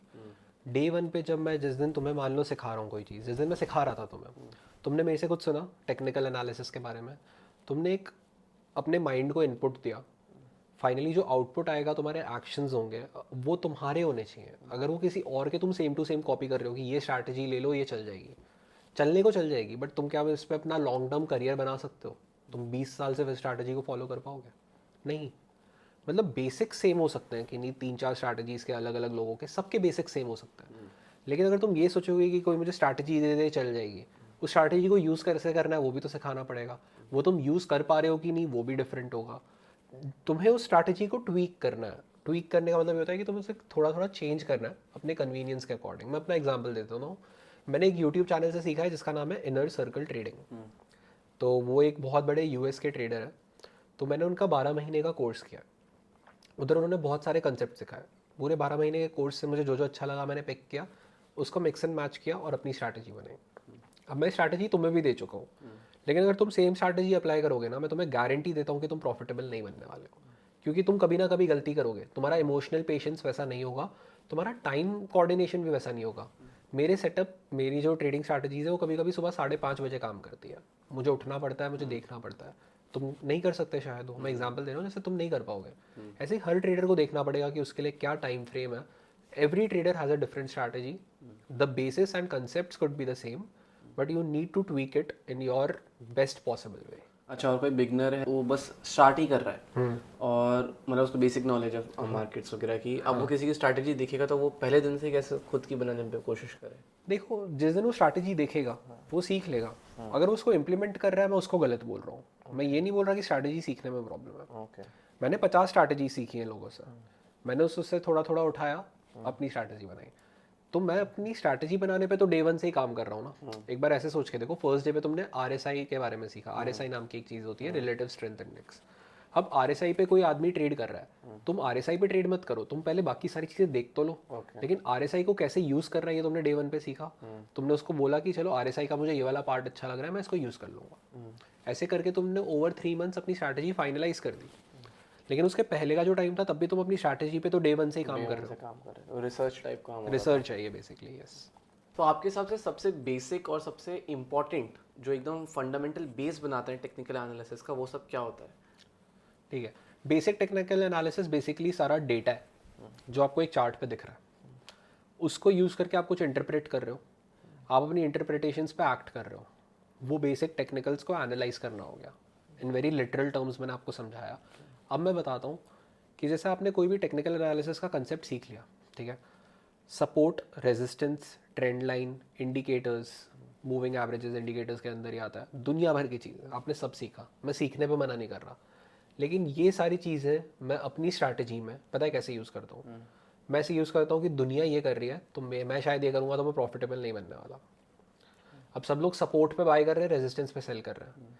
मैं ये नहीं कह रहा कि वो प्रॉफिटेबल नहीं बनेंगे, लेकिन वो 10 साल के बाद प्रॉफिटेबल नहीं होंगे सिर्फ सपोर्ट और रेजिस्टेंस करते रहेंगे। मार्केट कंडीशंस होती हैं, तो आपको चीज़ों के बारे में ये समझना है कि चीज़ हो रही है, उसको ब्लाइंडली कॉपी नहीं करना है। क्यों हो रही है वो भी तो समझो ना।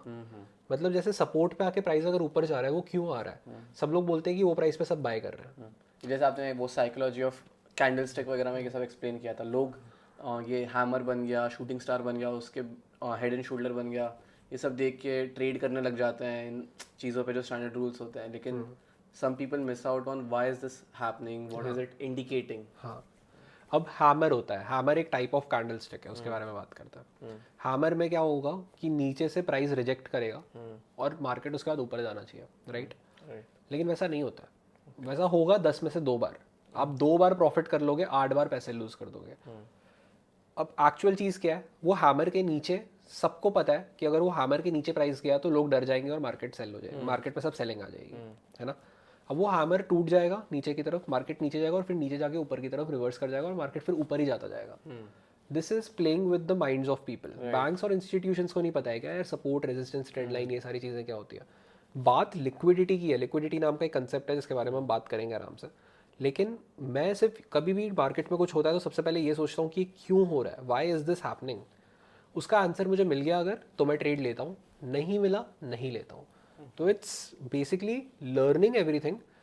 अब मैं सिंपल भाषा में बोलूँ, trend line, support, resistance, indicators, head and shoulders, जितने भी आप चार्ट पैटर्न्स की बात कर रहे हो, उससे 10-12 चीज़ें, मैं सब पे ट्रेड करता ही नहीं हूँ। And further I try to replicate what the banks and institutions are doing, and उसके लिए बहुत सारे नए नए कंसेप्ट सिखाए जाते हैं। तो आप एक इंजीनियरिंग आईआईटी बैकग्राउंड से आते हो, तो आपने यार ये सब सीखा कहाँ से, लाइक कहाँ से स्टार्ट किया, इतनी सारी इन्फॉर्मेशन कहाँ से ली? आपकी फैमिली बैकग्राउंड में भी कोई ट्रेडिंग नहीं करता है, तो where did you actually start all this? यार देखो, ये सवाल सब पूछते हैं मेरे से।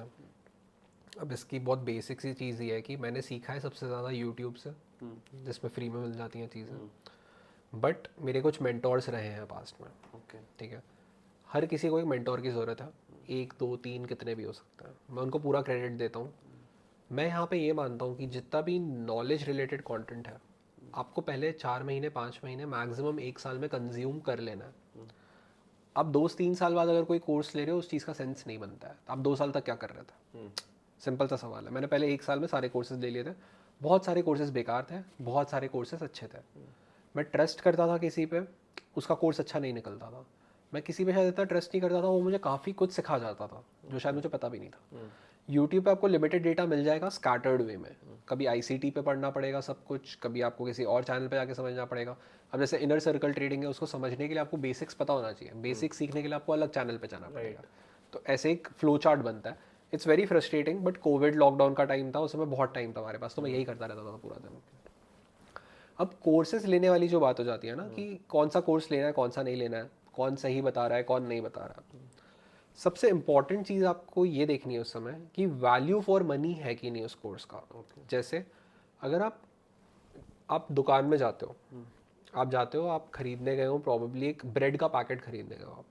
अगर आप कोई बोले कि मैं वो 1000 रुपीज़ में दे रहा हूँ ब्रेड का पैकेट, आप क्या करोगे उस पॉइंट ऑफ टाइम पे? तुम सोचोगे भाई इसके ब्रेड में ऐसा क्या है, पहला थॉट ये होगा। तुम पूछोगे कि आपके ब्रेड में क्या है। अगर वो बंदा आपको कन्विंस कर लेता है कि उसके ब्रेड में कुछ अलग अलग चीज़ें हैं, आप 1000 रुपीज़ में ले लीजिए, आप ले लोगे। अगर वो नहीं कर पाता है, आप नहीं लोगे। That's how the human psychology works, ठीक है। अब मैं यहाँ पे ये बोलूँगा कि आपको वैल्यू फॉर मनी देखनी है वहाँ पे कि 1000 रुपीज़ का ब्रेड लेना इस पॉइंट ऑफ टाइम पे मेरे लिए वर्थ इट है कि नहीं। मेरी इनकम ही अगर शायद 2000-3000 रुपये होती है एक हफ्ते में, या फिर एक महीने में 10-15 हज़ार रुपये होती है, मैं 1000 रुपये सिर्फ एक ब्रेड के लिए दूंगा क्या? नहीं दूंगा। वो अच्छा भी हो सकता है, बुरा भी हो सकता है। आपके पॉकेट्स कितना परमिट कर रहे हैं उसके हिसाब से आपको कोर्सेज की तरफ जाना है। और वैल्यू फॉर मनी समझने का बेस्ट तरीका क्या है? रिसर्च करो यार, डिग इनटू द प्रोसेस। कोई भी बंदा आपको मिलता है यूट्यूब, इंस्टाग्राम, कहीं पे भी जाओ, उसकी पूरी प्रोफाइल छानो कि इसको आता कितना है।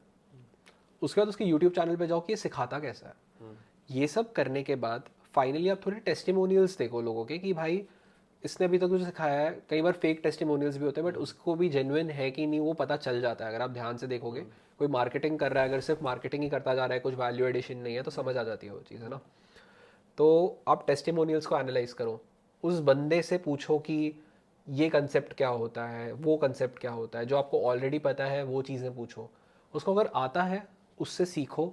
वो ज़्यादा पैसे भी मांग रहा है अगर, दे दो। मैंने यही किया कि अगर कोई शायद 5000 रुपये की चीज़ मुझे 6000 में दे रहा है, बट मुझे पता है कि मुझे उससे फ़ायदा हो जाएगा, तो मैं वो ले लेता हूँ।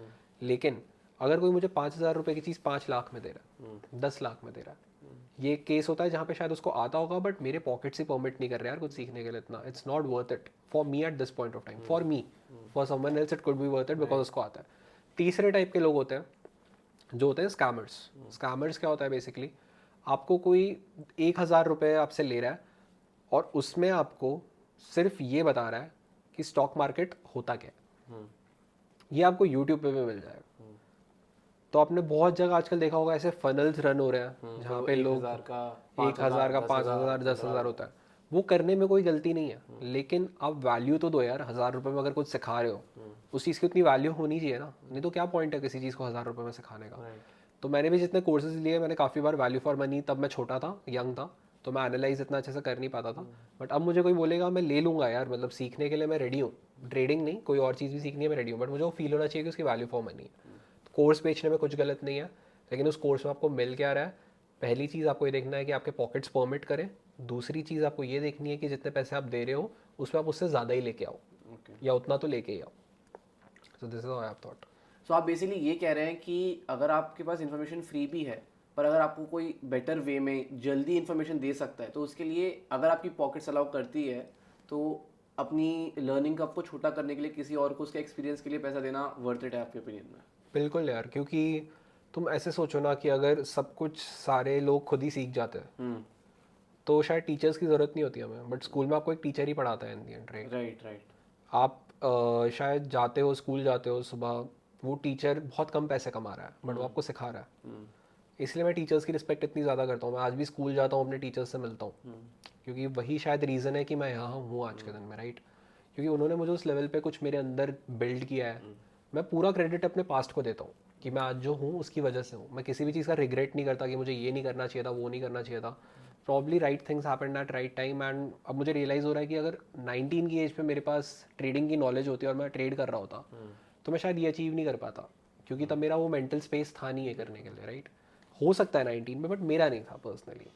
तो जैसे मैंने खुद ने भी ऑब्जर्व किया, लाइक यूट्यूब से मैं काफ़ी कुछ सीख लिया। लाइक आपसे सीखने से पहले मैं यूट्यूब पे ही सीखता था, एंड उसमें काफ़ी बार क्या रहता था, इन्फॉर्मेशन मिल जाती थी। मार्केट में जब एंटर किया, कुछ ट्रेड किया और लॉस हो गया, या जो सोचा था वैसा नहीं हुआ, तो समझ ही नहीं आता था कि क्यों एग्जैक्टली हुआ ऐसा। या आई फील जैसे जो मेरे काफ़ी फ्रेंड्स थे उन्होंने भी ये सब चीज़ें की थी कि एंटर किया, फिर कई बार मोटिवेशन लूज हो गया, या कोई ऐसी मिस्टेक जो कोई पॉइंट आउट करने वाला नहीं रहता। तो आई फील ये सब अगर आपका कोई एक मेंटर है तो काफ़ी हेल्प हो जाता है उसमें। हाँ, मतलब यार देखो, आपकी जो लर्निंग कर्व होती है ना वो छोटी हो जाती है। मतलब सेम चीज़ आप 2 साल में सीख जाओगे यूट्यूब पे अलग अलग जगह देख के। वही चीज़ 3 महीने में सीखने मिल रही है, 1 महीने में सीखने मिल रही है, तो सीखो, मतलब पैसे दो उसके लिए, क्योंकि वो एक इन्वेस्टमेंट है। एंड मैंने ऐसे इन्वेस्टमेंट्स किए हैं, गलतियाँ भी की हैं यार, गलत कोर्सेज भी लिए हैं, मुझे कभी प्रॉब्लम नहीं आई है। अब जैसे मैं तुम्हें मेंटर कर रहा हूँ, 3 साढ़े 3 महीने से हम कर रहे हैं साथ में, हम लोग काम कर रहे हैं। हर बार तुमने हमारे इंटरेक्शंस देखे हैं कैसे होता है। मैं ये नहीं देखता हूँ कि पता है मैंने बता दिया और फिर छोड़ दिया। आई एम ऑलवेज लाइक कि अर्पित तुम्हें कुछ समझ आया इसमें से, नहीं आया तो मैं फिर से बताऊंगा। बिजनेसमैन भी हैं हम, मैं भी हूँ, तुम भी हो, right. In the and business चलाने के लिए आपको क्रेडिबिलिटी, ऑथेंटिसिटी, ये दोनों बिल्ड करनी होती है फर्स्टली। दूसरी चीज़, आपको वैल्यू फॉर मनी देनी होती है। अगर आप, मैं तुमसे 20,000 रुपये ले लिए, 30,000 रुपये ले लिया, उसके बाद मैं तुम्हें ये सिखाऊं कि सपोर्ट रेजिस्टेंस क्या होता है, जो तुम 2 साल से जानते हो, राइट, तो कोई फ़ायदा है उस चीज़ का? नहीं है। मैं किसी को पॉइंट आउट नहीं कर रहा यहाँ पे, बट मार्केट में तुम भी जानते हो, तुम भी फॉलो कर रहे हो चीज़ें। तो लर्निंग कर्व को छोटा करना इज़ वेरी इंपॉर्टेंट। अगर तुम वो नहीं कर पा रहे हो तो तुम सेम वैल्यू एडिशन ले लोगे, लेकिन 2 साल बाद लोगे, तब तक गाड़ी छूट चुकी होगी यार। तो how do you actually deal with the overconfidence that comes after big wins? Like काफ़ी सारे ट्रेडर्स 5 सही ट्रेड हो गए, फिर एक गलत हो गया, तो वो एक ईगो पे आ जाता है, कहीं ना कहीं बहुत ओवर कॉन्फिडेंस आ जाता है कि उनका डिसीजन तो सही है। So how do you generally deal with all this? यार किस बात का ओवर कॉन्फिडेंस है लोगों को? मतलब शायद 5 ट्रेड सही है, 6ठी ट्रेड गलत हो गई, फिर भी प्रॉफिटेबल है। बना लो तुम 1 करोड़ रुपए कमा लिया, 2 करोड़ रुपए कमा लिया, 10 करोड़ रुपए कमा लिया, तुम्हें पता है दुनिया में कितने पैसे हैं? You haven't achieved anything. मतलब ओवर कॉन्फिडेंस तब आता है when you think that you are done with trading. But if you are ambitious and you know आप आगे का सोच के चल रहे हो कि मुझे आगे जाके कितने पैसे बनाने हैं और कैसे मल्टीप्लाई कर सकता हूँ इन पैसों को, that's the part which actually matters. मतलब you never need to be satisfied with what you have done. If you are doing that, probably आपकी ग्रोथ उसके बाद रुक जाएगी। सो ओवर कॉन्फिडेंस आने का तो कोई चांस ही नहीं है, because there are 100 people who are doing better than you. And honestly more than that, it's कि तुम्हें तुम्हारा पोटेंशियल पता होता है कि मैं इससे ज़्यादा कर सकता हूँ, इससे ज़्यादा कर सकता हूँ। तो अगर तुम ओवर कॉन्फिडेंट हो गए तो तुम अपने पोटेंशियल को ही कम कर दे रहे हो, right, over time. So over confident होने का कोई चांस ही नहीं है, क्योंकि तुमसे अच्छे बहुत लोग हैं, और अगर तुम उनको अपना इंस्पिरेशन रखते हो तभी तुम आगे ग्रो कर पाओगे। नहीं तो बी इन दैट बबल कि you have achieved everything in your life and all of that, people say that thing, people say those things, but that's not how it works. So what are your concept that you feel that truly differentiate between a normal trader versus a profitable trader? Like दोनों ऐसा क्या गलत करते हैं? एक advance trader के बाद ऐसी क्या एडवांस नॉलेज होती है जो उसे सेपरेट करती है बाकी लोगों से? ठीक है, नॉलेज एक पॉइंट ऑफ टाइम के बाद लिमिट हो जाती है। मतलब उसके आगे तुम शायद ना सीख पाओ इन टर्म्स ऑफ नॉलेज, क्योंकि तुम्हारा ब्रेन लिमिटेड चीज़ें रिटेन कर सकता है। जो एक प्रॉफिटेबल ट्रेडर और नॉन प्रॉफिटेबल ट्रेडर में मुझे एक्सपीरियंस फील हुआ है, दैट हैज़ ऑलवेज बीन कि that a profitable trader is always hoping for more in the future. He is not satisfied with his profits. Like I am not saying it in a negative way कि satisfied होना सही नहीं है, in terms of a place जहाँ पे you know it's a vicious cycle कि आप profit करते हो, आप लॉस करते हो, आप थोड़ा और प्रॉफिट करते हो, थोड़ा और लॉस करते हो। ओवर टाइम आप रियलाइज़ करते हो कि आपने पैसे लूज ही किए हैं in the end as a beginner. But एक प्रॉफिटेबल ट्रेडर ऐसा होता है कि वो प्रॉफिट करता है, छोटा लॉस करता है, उसमें खुश हो जाता है, लेकिन उसकी ड्राइव कम नहीं होती। वो अगली बार सोचता है कि मैंने अपनी गलती से क्या सीखा है। वो अगली बार शायद अगर 1:4 के रिस्क रिवॉर्ड पे ट्रेड कर रहा था, तो अगली बार शायद 1:6 पे करेगा, 1:10 पे करेगा। तो ग्रोथ एक्सपोनेंशियल है। एंड शायद इन 4 सालों में मैंने भी जितना सीखा है उसमें मैं 3 या 4% सीखा हूँ स्टॉक मार्केट के बारे में। बचा हुआ 95% अभी भी सीखना बाकी है। And that is never going to happen कि मैं पूरा सीख जाऊँगा, क्योंकि you know growth is unlimited. So that is the major difference, that a profitable trader is always the one who hopes for more profits, and not in terms of money, in terms of his analysis going right. And a non-profitable trader, या फिर I would say a noob trader, is always the person जो सिर्फ ये सोचता है कि मैं एक दिन में पैसे कैसे डबल कर सकता हूँ। We don't have that thought process. The only thought process we have at any point of time, and the reason of profitability, is purely just getting better at our work. और इसके अलावा let's say there is some person वो already basic concept जानता है market के, support, resistance, breakout वगैरह वगैरह, जिसको एक बेसिक टेक्निकल एनालिसिस पता है, उसके बाद क्या सीखा जाए नेक्स्ट? यार देखो, बेसिक टेक्निकल एनालिसिस पता है, उसके बेसिस पे शायद अपने सेटअप सिस्टम्स बना लो। एज आई सेड बिफोर कि वो सस्टेन नहीं करेगा ओवर टाइम। तो it's the concept of liquidity. अब लिक्विडिटी नाम का एक कंसेप्ट एग्जिस्ट करता है मार्केट पे, जिसके कारण मार्केट चल रही है। तो मैं लिक्विडिटी एक्सप्लेन कर देता हूँ होती क्या है। Liquidity is something, it is related to the number of orders which are actually existing in the stock market. It could be buy orders, it could be sell orders. खरीदने के orders हो सकते हैं, बेचने के orders हो सकते हैं. कहाँ पे ज़्यादा liquidity है हमें identify करना होता है. Upward trend, downward trend. जब भी ये liquidity sweep हो या फिर एक fierce move आए किसी direction में जिसमें तुम्हें देखे कि बहुत सारे लोग trap हो रहे हैं, वो वाले डिसीजंस तुम्हें लेने होते हैं कि यहाँ पे मैं बाय या सेल करूँगा. Basically if someone is losing money, someone has to make money. So when the masses lose money, the actual traders, banks and institutions make money. So that's how the concept of liquidity works. And जिस दिन आप liquidity समझ जाओगे उस दिन ये support, resistance, trend lines, ये सारे टूल्स हैं. These are not the things which will make profits for you. The concept is liquidity and you use liquidity using tools called support, resistance, trend line, breakouts, breakdowns, जिन पर मैं बिल्कुल trade नहीं करता हूँ. But the setups are this. तो बहुत सारे लोग आजकल स्मार्ट मनी कॉन्सेप्ट के बारे में बात कर रहे हैं. तो what do you think about it, what is it and do you trade by it? Okay, so smart money concepts basically अभी मैंने लिक्विडिटी की बात की. It's a part of smart money concepts. Okay. And it's the most important concept in smart money concepts. Okay. So smart money concept basically एक बहुत बड़े trader है US में जिनका यूट्यूब चैनल है इनर सर्कल ट्रेडिंग. उसमें उन्होंने सिखाया है कि स्टॉक मार्केट एक्चुअली मूव कैसे करता है. ओके. ठीक है. तो उसमें उन्होंने हर चीज़ का वाई बताया. स्टॉक मार्केट में सब बता देते हैं कि सपोर्ट पे बाय करना है, रेजिस्टेंस पे सेल करना है, लेकिन मैं ये बिलीव करता हूँ क्यों करना है जब तक नहीं पता है मैं नहीं करूँगा. तो वो इकलौते मुझे उनके कंसेप्ट्स लगे जहाँ पे he is teaching why this is happening, why this is not happening. And over time I have realized कि अगर हमें वाई नहीं पता है तो हम प्रॉफिटेबल नहीं हो सकता.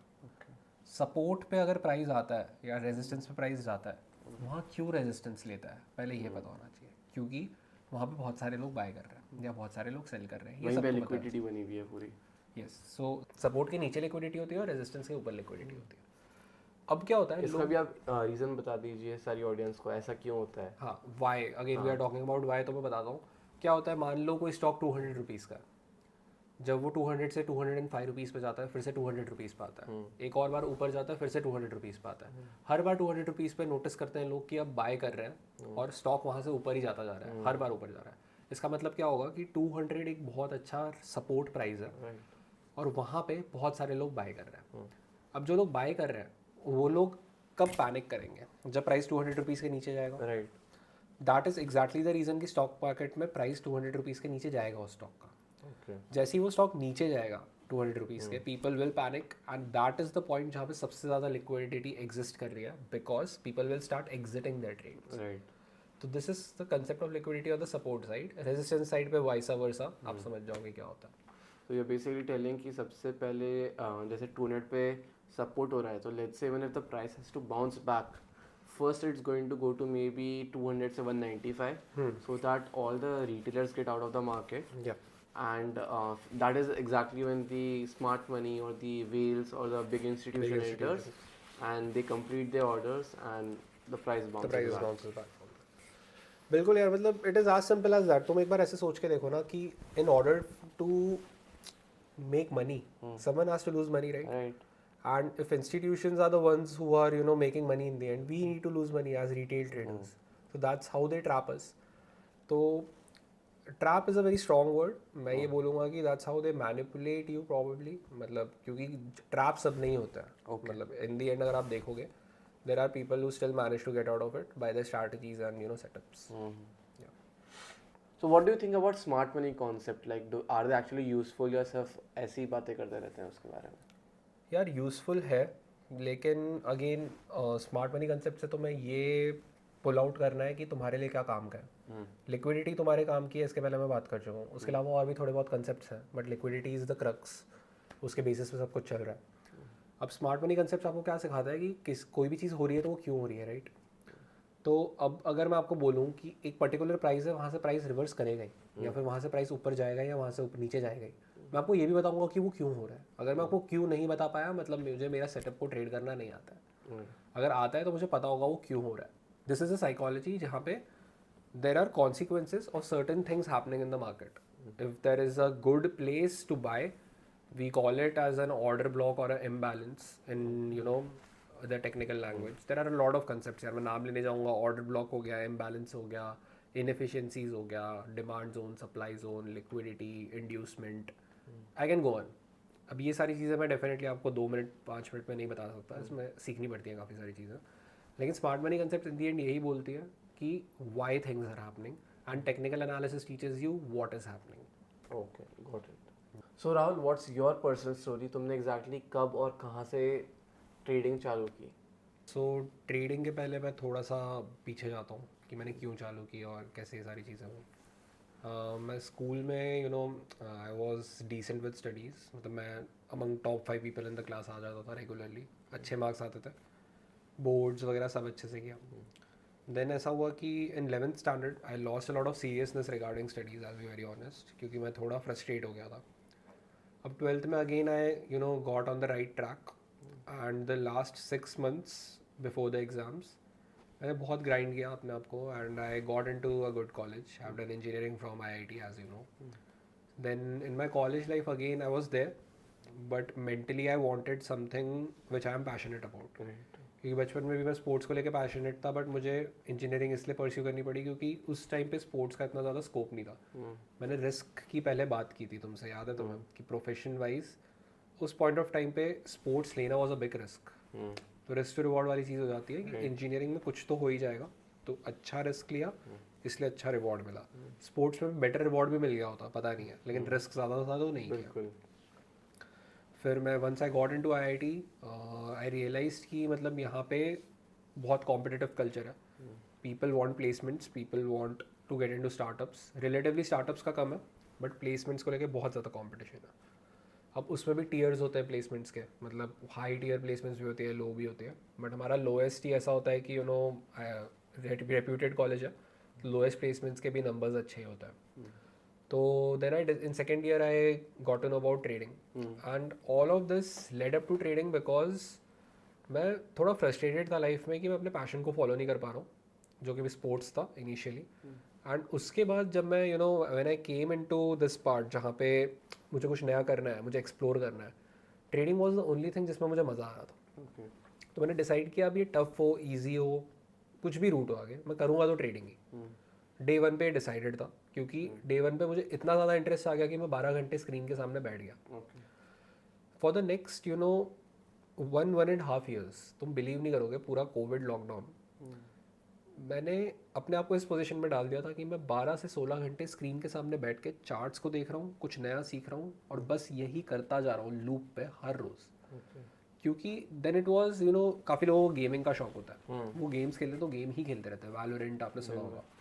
सिमिलरली मुझे ट्रेडिंग का शौक था and I say that proudly, it is not a good thing कि अगर तुम एक ही चीज़ को 16 घंटे तक करो। लेकिन again if you want to be successful, आपको लाइफ के किसी फेज़ में बहुत ज़्यादा एफर्ट्स डालने पड़ेंगे एक चीज़ को लेकर। तो आई got into trading, I learn मैंने हर चीज़ सीख ली, एक्सपीरियंस लोगों से, इनएक्सपीरियंस लोगों से, पैरेलली ट्रेड कर रहा था, पेरेंट्स का सपोर्ट था, हर चीज़ मुझे मिली जब मुझे चाहिए थी। And gradually I converted into a business. I have 2 firms registered on my name right now, and then eventually it has worked and now it is semi automated, so workload थोड़ा कम हो गया, but initial grind में it was very important कि मैं वो 12 घंटे 16 घंटे दे रहा था, और इसीलिए शायद मुझे जो मिला है वो मिला है। और उसके पहले की चीज़ें भी बहुत हेवीली कंट्रीब्यूट करती है इस चीज़ में, क्योंकि मुझे टीचर्स ने जिस तरह से बचपन में ग्रो किया है, या फिर पेरेंट्स ने जिस तरह से रखा है, स्ट्रॉन्ग माइंडसेट था हमेशा से, वीकनेसेस भी थी बहुत सारी बट उन पे काम किया। Eventually I got to a point कि भाई अब पैशन को ही फॉलो करना है, पैसा सेकेंडरी है, अगर पैसे कम भी आते हैं चलेगा, बट पैशन है। और मैं फुल टाइम ट्रेडर हूँ अब, मैं उसके अलावा आई एम इनटू स्टार्टअप्स, मतलब मैं थोड़े बिजनेसेस एक्सपैंड करने की कोशिश कर रहा हूँ, I am into the business world, but I am a full time trader firstly, and after that I have other things. So generally आपका स्क्रीन टाइम कैसा रहता है? Like is it that being a trader आपको पूरा दिन बस charts के सामने बैठना पड़ता है, या ये सब बस एक मिथ है और ये ज़रूरी नहीं है? ये सबसे बड़ा मिथ है कि चार्ट्स को देखते हुए पूरा टाइम बैठे रहना और ट्रेड को एनालाइज करते रहना, ठीक है। ओके।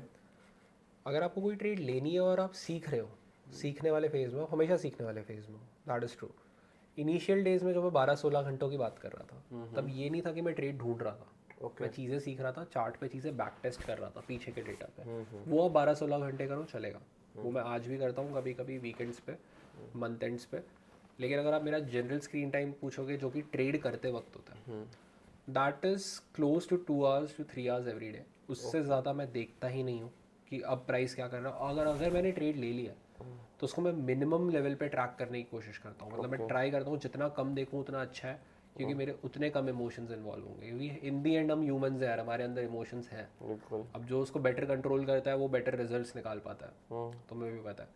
तो दैट इज़ द रीज़न, अगर एक बार आप सीख गए हो, आपका सिस्टम सेट हो गया है, उसके बाद अब minimal time is also enough. मेरे लिए वो 2-3 घंटे और शायद आगे जाके 1 घंटे हो जाएगा, बट सीखने वाले पार्ट में अभी भी मैं 12 से 16 घंटे देता हूँ। तो यार आजकल काफ़ी सारे लोग बहुत टाइम से मार्केट में इन्वेस्टेड है, बहुत सारी नॉलेज भी है, लेकिन despite having so much experience वो मार्केट में लॉस करते रहते हैं। आपके हिसाब से इसका क्या सबसे बड़ा रीज़न है? यार देखो, इसका रीज़न ये है कि लोगों का जो माइंडसेट है ना, वो पैसों के पीछे है। मतलब उनको पैसे कमाना है। Definitely money, earning money is an important part, लेकिन अगर मान लो आप सिर्फ पैसे के पीछे भागते रहोगे किसी भी बिजनेस में, तो ओवर टाइम आप रियलाइज़ करोगे कि जो प्रोसेस है वो ज़्यादा इंपॉर्टेंट है और लोग प्रोसेस पे ध्यान नहीं देते। So the mind set should be doing the right thing irrespective of the fact उससे बड़े प्रॉफिट्स आ रहे हैं, छोटे प्रॉफिट्स आ रहे हैं, या छोटे लॉसेज हो रहे हैं।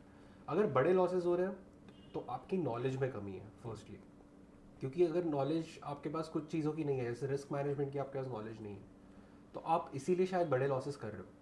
आप बड़े लॉसेस करोगे ही नहीं अगर आपको रिस्क मैनेजमेंट आता है, which is an important part of gaining the knowledge. जब आप सीख रहे हो तो आप रिस्क मैनेजमेंट के बारे में भी सीख रहे हो, राइट? तो साइकोलॉजी ऑफ अ ट्रेडर, ऐसे आप इसके बारे में आप बहुत सारी बुक्स पढ़ लोगे, आप बुक्स पढ़ लो, लेकिन इन दी एंड मेरा ये पर्सनली मानना है, एक ट्रेडर की जो साइकोलॉजी होती है वो खुद बनाता है। वो अपने जिस ग्रुप के साथ हैंग आउट कर रहा है, किन लोगों के साथ घूम रहा है, क्या बातें कर रहा है, क्या कंटेंट कंज्यूम कर रहा है, इन सारी चीज़ों पे डिपेंडेंट होता है कि वो इन दी एंड कितना प्रॉफिटेबल बनेगा। माइंडसेट सिर्फ पैसों को लेके नहीं होना चाहिए, इट्स अबाउट बीइंग राइट। अगर आप इस चीज़ पे फोकस करोगे कि आपकी ट्रेड सही जाए, तो शायद आप प्रॉफिटेबल ईजिली बन जाओगे। तो don't focus on the monetary part, focus on the process, it will definitely give you the results. तो काफ़ी सारे लोगों को ये भी क्वेश्चन रहता है कि कौन से टूल्स यूज़ करना है, कौन सा सॉफ्टवेयर यूज़ करना है। तो आप कौन से ऐसे सॉफ्टवेयर है जो आप यूज़ करते हैं जो आपको हेल्प करते हैं अपने एनालिसिस में और डेली बेसिस पे बेसिकली? यार देखो, टूल्स तो मतलब ऐसा है कि बहुत सब्जेक्टिव है। अगेन काफ़ी सारे लोग सिर्फ ऑप्शंस में ट्रेड करते हैं, तो जो लोग ऑप्शंस में ट्रेड कर रहे हैं उनके लिए सेंसिबल नाम का एक सॉफ्टवेयर, ओके। अब वो आपका 80% से ज़्यादा काम कर देता है, क्योंकि उस पर आप अपनी स्ट्रैटेजीज को फ्रेम कर सकते हो, ऑप्शंस के बारे में सीख सकते हो। अब मैं पर्सनली वो ट्रेडर हूँ जो फ्यूचर्स पे ध्यान देता है। ऐसा नहीं है मुझे ऑप्शंस आता नहीं है, I am familiar with all the things in options and मैंने वो कर रखा है, but my forte is futures, जो मुझे पर्सनली सूट करता है। क्योंकि इनिशियली जब आप ट्रेडिंग स्टार्ट करते हो उस टाइम पे जब आपकी कैपिटल छोटी होती है, तो futures are too expensive to buy. Once you have build the capital you can go ahead with futures. तो फ्यूचर के साथ ऑप्शंस भी यूज़ होते हैं कभी कभी, जैसे आप फ्यूचर को बाय कर लो और एट द सेम टाइम आप एक कॉल ऑप्शन को सेल कर दो, तो इसको बेसिकली हेजिंग बोलते हैं। हेजिंग के बारे में आपको सिखाया था मैंने, आपको याद होगा, राइट? तो अगर आप मेरे से पूछोगे सबसे मेजर टूल्स जो मैं आज के दिन में यूज़ कर रहा हूँ, मैं चार्ट एनालिसिस के लिए ट्रेडिंग व्यू यूज़ करता हूँ, सबको पता ही है। ट्रेड्स प्लेस करने के लिए मैं मेटा ट्रेडर 5 नाम का एक सॉफ्टवेयर है वो यूज़ करता हूँ। ओके। और Meta trader 5 is not basically the broker, it is an intermediate जो ब्रोकर्स को लिंक करता है एक्सचेंज के साथ। जैसे मैं एग्जांपल देता हूँ, हमारे इंडिया में अगर आपको कोई स्टॉक बाय करना है तो आप NSE पे जाते हो या BSE पे जाते हो और उधर जाके आप बाय करते हो। तो NSE वो डेटा लेता है, उस स्टॉक की डिलीवरी या फिर वो स्टॉक्स की जो ओनरशिप है वो उससे आपको मिलती है। वैसे ही यहाँ पे क्या होता है कि यहाँ पे आप सीधा ब्रोकर से बाय नहीं कर सकते। Every broker is linked to a terminal, it could be meta trader 5, it could be C trader, काफ़ी सारे ऐसे सॉफ्टवेयर हैं जो लोग यूज़ कर रहे हैं। And at the same time काफ़ी सारे ब्रोकर्स ये वाली फैसिलिटी भी देते हैं कि आप सीधा उनके ब्रोकरिंग ऐप पे ही जाके स्टॉक को बाय कर लो या फिर किसी इंडेक्स को बाय कर लो। बट मैं पर्सनली मेटा ट्रेडर 5 को यूज़ करता हूँ क्योंकि मेरा हैंड्स ऑन एक्सपीरियंस उसी पर है। अपार्ट फ्रॉम दिस मैं स्क्रीनर्स का यूज़ नहीं करता, क्योंकि मेरा ये मानना है कि अगर आप किसी 1, 2, 3, 4, 5 ज़्यादा से ज़्यादा 5 स्टॉक्स या इंडाइसेस में ट्रेड करोगे तो ही आपको अच्छे रिजल्ट्स मिलेंगे। अगर आप ऐसे सोचोगे कि मैं स्क्रीनर पर जाके देख लेता हूँ कि आज कौन सा स्टॉक अच्छा करने वाला है और उस स्टॉक को जाके ट्रेड कर लेता हूँ, ऐसे नहीं होने वाला है, क्योंकि आपको स्टॉक का बिहेवियर समझना पड़ता है और वो आप सीखते हो चीज़ों को बैक टेस्ट करके। तो अगर आपने कोई पर्टिकुलर 3 या 4 स्टॉक्स पकड़ लिया या कमोडिटीज़ पकड़ लिया या फिर इंडाइसेस पकड़ लिए और उन पे आप कॉन्स्टेंटली अगर ट्रेड कर रहे हो, तो मेरे ख्याल से that is the better way to go. So in the past 5 years आपकी पूरी ट्रेडिंग जर्नी में आपके सबसे बड़े ऑब्स्टिकल्स क्या रहे हैं, सबसे बड़ी प्रॉब्लम्स क्या रही है? देखो यार, अगर तुम ऐसे देखने जाओगे तो आज भी मैं प्रॉब्लम्स के साथ डील कर रहा हूँ. There is never a point जहाँ पे आप परफेक्शन रीच कर लोगे, जहाँ पे आप हमेशा प्रॉफिट्स ही करोगे. प्रॉब्लम्स अभी भी आती हैं, नई प्रॉब्लम्स भी आती हैं. तो द मेजर प्रॉब्लम इनिशियली जो मैं फेस कर रहा था वो ये थी कि जब भी मैं कोई ट्रेड प्लेस करता था, सिंस आई वॉज यंग, मेरे इमोशंस इन्वॉल्व हो जाते थे. And it played such a part जहाँ पे मैं लॉसेस को कभी भी ज़्यादा होल्ड नहीं करता था. That was the clear thing for me. लेकिन मैं जल्दी प्रॉफिट्स को बुक कर लेता था, ये सोच के कि यार जो पैसे आ रहे हैं वो भी ना चले जाएं, क्योंकि कॉलेज लाइफ में हमारे लिए 500 रुपये 600 रुपये इनकी भी बहुत ज़्यादा वैल्यू होती है. तो मैं जहाँ पे 500 रुपये का रिस्क ले रहा था, मैं कभी कभी ऐसा होता था कि 1000 रुपीज़ पर मैंने ट्रेड एग्जिट कर दी, भले ही मेरा टारगेट ऐसा है कि जो मुझे 4000 रुपीज़ तक करके दे सकता हूँ. तो इससे क्या होता था, प्रॉफिटेबिलिटी कम हो जाती थी. मतलब जहाँ पे आप 40% रिटर्न्स बना सकते हो, वहाँ पे शायद सिर्फ 10% बना पाओ. तो this was the problem I was facing. Apart from this, the second thing was कि जब मुझे नॉलेज चाहिए थी, जब मैं सीखना चाहता था, तो मेरे पास कोई ऐसे क्लियर रिसोर्स अवेलेबल नहीं था. तो मैंने मल्टीपल जगह से मल्टीपल चीज़ें सीखी है. तो मेरा जो लर्निंग कर्व है वो रिलेटिवली बढ़ गया. तो जो रिजल्ट शायद 2 साल में मिल सकते थे वो मुझे 5 साल में मिला. क्योंकि अगर कोई कंसोलिडेटेड वे में सारा डेटा मुझे एक ही जगह पर उस समय दे देता, क्योंकि तब ऐसा था कि स्टॉक मार्केट जस्ट बूम होना स्टार्ट हुआ था, लोगों में अवेयरनेस जस्ट आई थी 2020 के बाद ही. पार्टिसिपेंट्स भी आप देखोगे 2020 के बाद ही ज़्यादा बढ़े. और मेरे साथ जितने ट्रेडर्स ने स्टार्ट किया था, ऑनेस्टली मैं आपको बताता हूँ, हम 15-20 लोग थे, एक कम्युनिटी थी. 15-20 लोग को तो मैं जानता था पर्सनल लेवल पे, मतलब इंटरेक्शंस होते थे हमारे डेली. उनसे भी ज़्यादा लोग, there were around 150-200 people on the community. And if you ask me, probably आज 2 या 3 लोग ऐसे बचे हैं जो अभी भी ट्रेडिंग कर रहे हैं. Either people have blown up their accounts क्योंकि they weren't patient. The second case was कि जो जॉब के साथ कर रहे थे उनके लिए कभी कभी डिफिकल्ट हो रहा था क्योंकि वो मैनेज नहीं कर पा रहे थे. And the third case is कि लोगों ने इतनी ज़्यादा डेट ले लिया अपने ऊपर, मतलब लोगों से पैसे लिए, मैनेज किया, लॉसेज हो गए, and they are out of the markets. अभी वो है ही नहीं मार्केट में. तो अभी भी मैं 2-3 ट्रेडर्स के साथ टच में हूँ जो मेरे फ्रेंड सर्कल में है. One of them is an investor, वो लॉन्ग टर्म के लिए करता है, and he is around 35-40 years old. वो ट्रेडिंग ज़्यादा नहीं करते हैं क्योंकि वो भी अराउंड 25 साल से मार्केट में. ओके. तो वो इन्वेस्टिंग पे ज़्यादा ध्यान दे रहे हैं, and his focus is on investing, and he is doing well. मतलब उनके स्टॉक्स जो देते हैं वो, I personally also take a lot of help from him, and he is a great person. And apart from that I have interacted with a lot of traders यार. मतलब मैं अभी दुबई भी गया था तो मैं मिला था एक ट्रेडर से, he is also doing good. तो मैं बस ये कहना चाहता हूँ कि प्रॉफिटेबल ट्रेडर्स की कमी इंडिया में थोड़ी ज़्यादा है आज के दिन में, and that is the reason I am coming up with thought कि जहाँ पे मैं ट्रेडर्स को हेल्प कर पाऊँ, not in terms of teaching them, just teaching them. Apart from that also the place जहाँ पे मैं उनको फंड कर सकूँ एंड वो ट्रेड करें ऑन देयर मेरिट. एंड मुझे सबको इंडिपेंडेंट बनाना है यार. ऐसा नहीं होना चाहिए कि 2 साल बाद भी मेरे पे ही डिपेंडेंट है लोग, क्योंकि अगर इंडिपेंडेंट नहीं बनेंगे तो तुम भी जानते हो कि सस्टेन नहीं कर सकते मार्केट में. तो जो प्रॉब्लम्स मैंने फेस की उनके सॉल्यूशंस बेसिकली अब मैं देना चाहता हूँ. तो these were the 2 major problems जो मैंने फेस किया पास्ट में. तो राहुल, आप अपने लॉसेस को कंट्रोल में कैसे रखते हो? The basic way to control your losses is कि बेसिकली आप स्टॉप लॉसेस लगाना स्टार्ट कर दो. एंड स्टॉप लॉस भी आपको कैसे लगाना है, मतलब पता है, सेंसिबल स्टॉप लॉस होना चाहिए. मतलब कि मार्केट के हिसाब से आपको स्टॉप लॉस लगाना है. आपको अपना लॉस देखना है इस हिसाब से कि मार्केट को वो सूट कर रहा हूँ. मतलब देखो, मान लो 400 रुपीज़ पे प्राइस है, ठीक है. अब अगर लॉजिकली स्टॉप लॉस 380 रुपीज़ पे आ रहा है, तो आपको क्वांटिटी जो आप खरीदोगे, जितने भी स्टॉक्स खरीदोगे, that should be as per the stop loss. आप स्टॉप लॉस को 390 नहीं कर सकते और क्वांटिटी को इंक्रीज़ नहीं कर सकते. आप स्टॉप लॉस पहले डिफाइन करोगे, उसके बाद आप उसके हिसाब से रिस्क कैलकुलेट करके उतने ही स्टॉक्स खरीदोगे जो आपको परमिट कर रहा है आपके पॉकेट्स के अंदर वो लॉसेस हो. मतलब बेसिकली आपके जो लॉसेस है दे शुड बी कंट्रोल्ड. तो 380 पे जब प्राइस जाता है, सिर्फ तब आप उस स्टॉक को एग्जिट करोगे. क्योंकि अगर आपने बहुत ज़्यादा क्वांटिटी खरीद ली तो आपको शायद 390 पर एग्जिट करना पड़ सकता है, क्योंकि लॉस आपका ज़्यादा हो. तो अब काफ़ी बार क्या होता है, अपन ने स्टॉक लिया, वो 400 से बढ़ गया, तो काफ़ी लोग अपना प्रॉफिट जल्दी विड्रॉ करने लग जाते हैं, which again as you said is wrong. तो इसका क्या है कि लाइक आप स्टॉप लॉस को ऊपर ट्रेल करते रहो, या what is the right way to assure your safety as well as become profitable and maintain that high profitability? देखो यार, द बेस्ट वे इज़ कि मैं ये नहीं बोलूँगा कि स्टॉप लॉस को ट्रेल करना गलत है. Okay. On a personal level वो मुझे सूट नहीं करता. लेकिन एज अ ट्रेडर मैंने ये एक्सपीरियंस किया है कि काफ़ी बार अगर आप स्टॉप लॉसेस को ट्रेल करोगे ऊपर, there is a very high probability कि स्टॉक इवेंचुअली नीचे आएगा और आपके स्टॉप लॉस को हिट करेगा, जो इसको आप ऊपर लेके जाते जा रहे हो 380 से 390, 400, 410, क्योंकि देखो ऐसे समझो इस चीज़ को कि मार्केट कभी भी सिंगल शॉट ऊपर नहीं जाता। राइट। अगर मार्केट को ऊपर जाना है तो उसको नए बायर्स चाहिए ऊपर ले जाने के लिए। तो प्राइस अगर 400 पे है तो वो 410 पे जाएगा, 410 से प्रॉब्ली 408, 406 पे आएगा, फिर 414 पे जाएगा, 412 पे आएगा, ऐसे कर करके वो जिगजैग वे में ऊपर जाता है। तो अगर आप हायर हाइज और हायर लोज बोलते हैं, अगेन एक डिफरेंट कंसेप्ट है, लेकिन अगर आप ऐसे ट्रेड करोगे कि आप अगर प्राइस ऊपर जा रहा है आप स्टॉप लॉस को भी ऊपर लेके जाते जा रहे हो, तो there is a very high probability कि आपका स्टॉप लॉस हिट हो जाएगा। Right. So the best way is partial booking, that is what works for मी।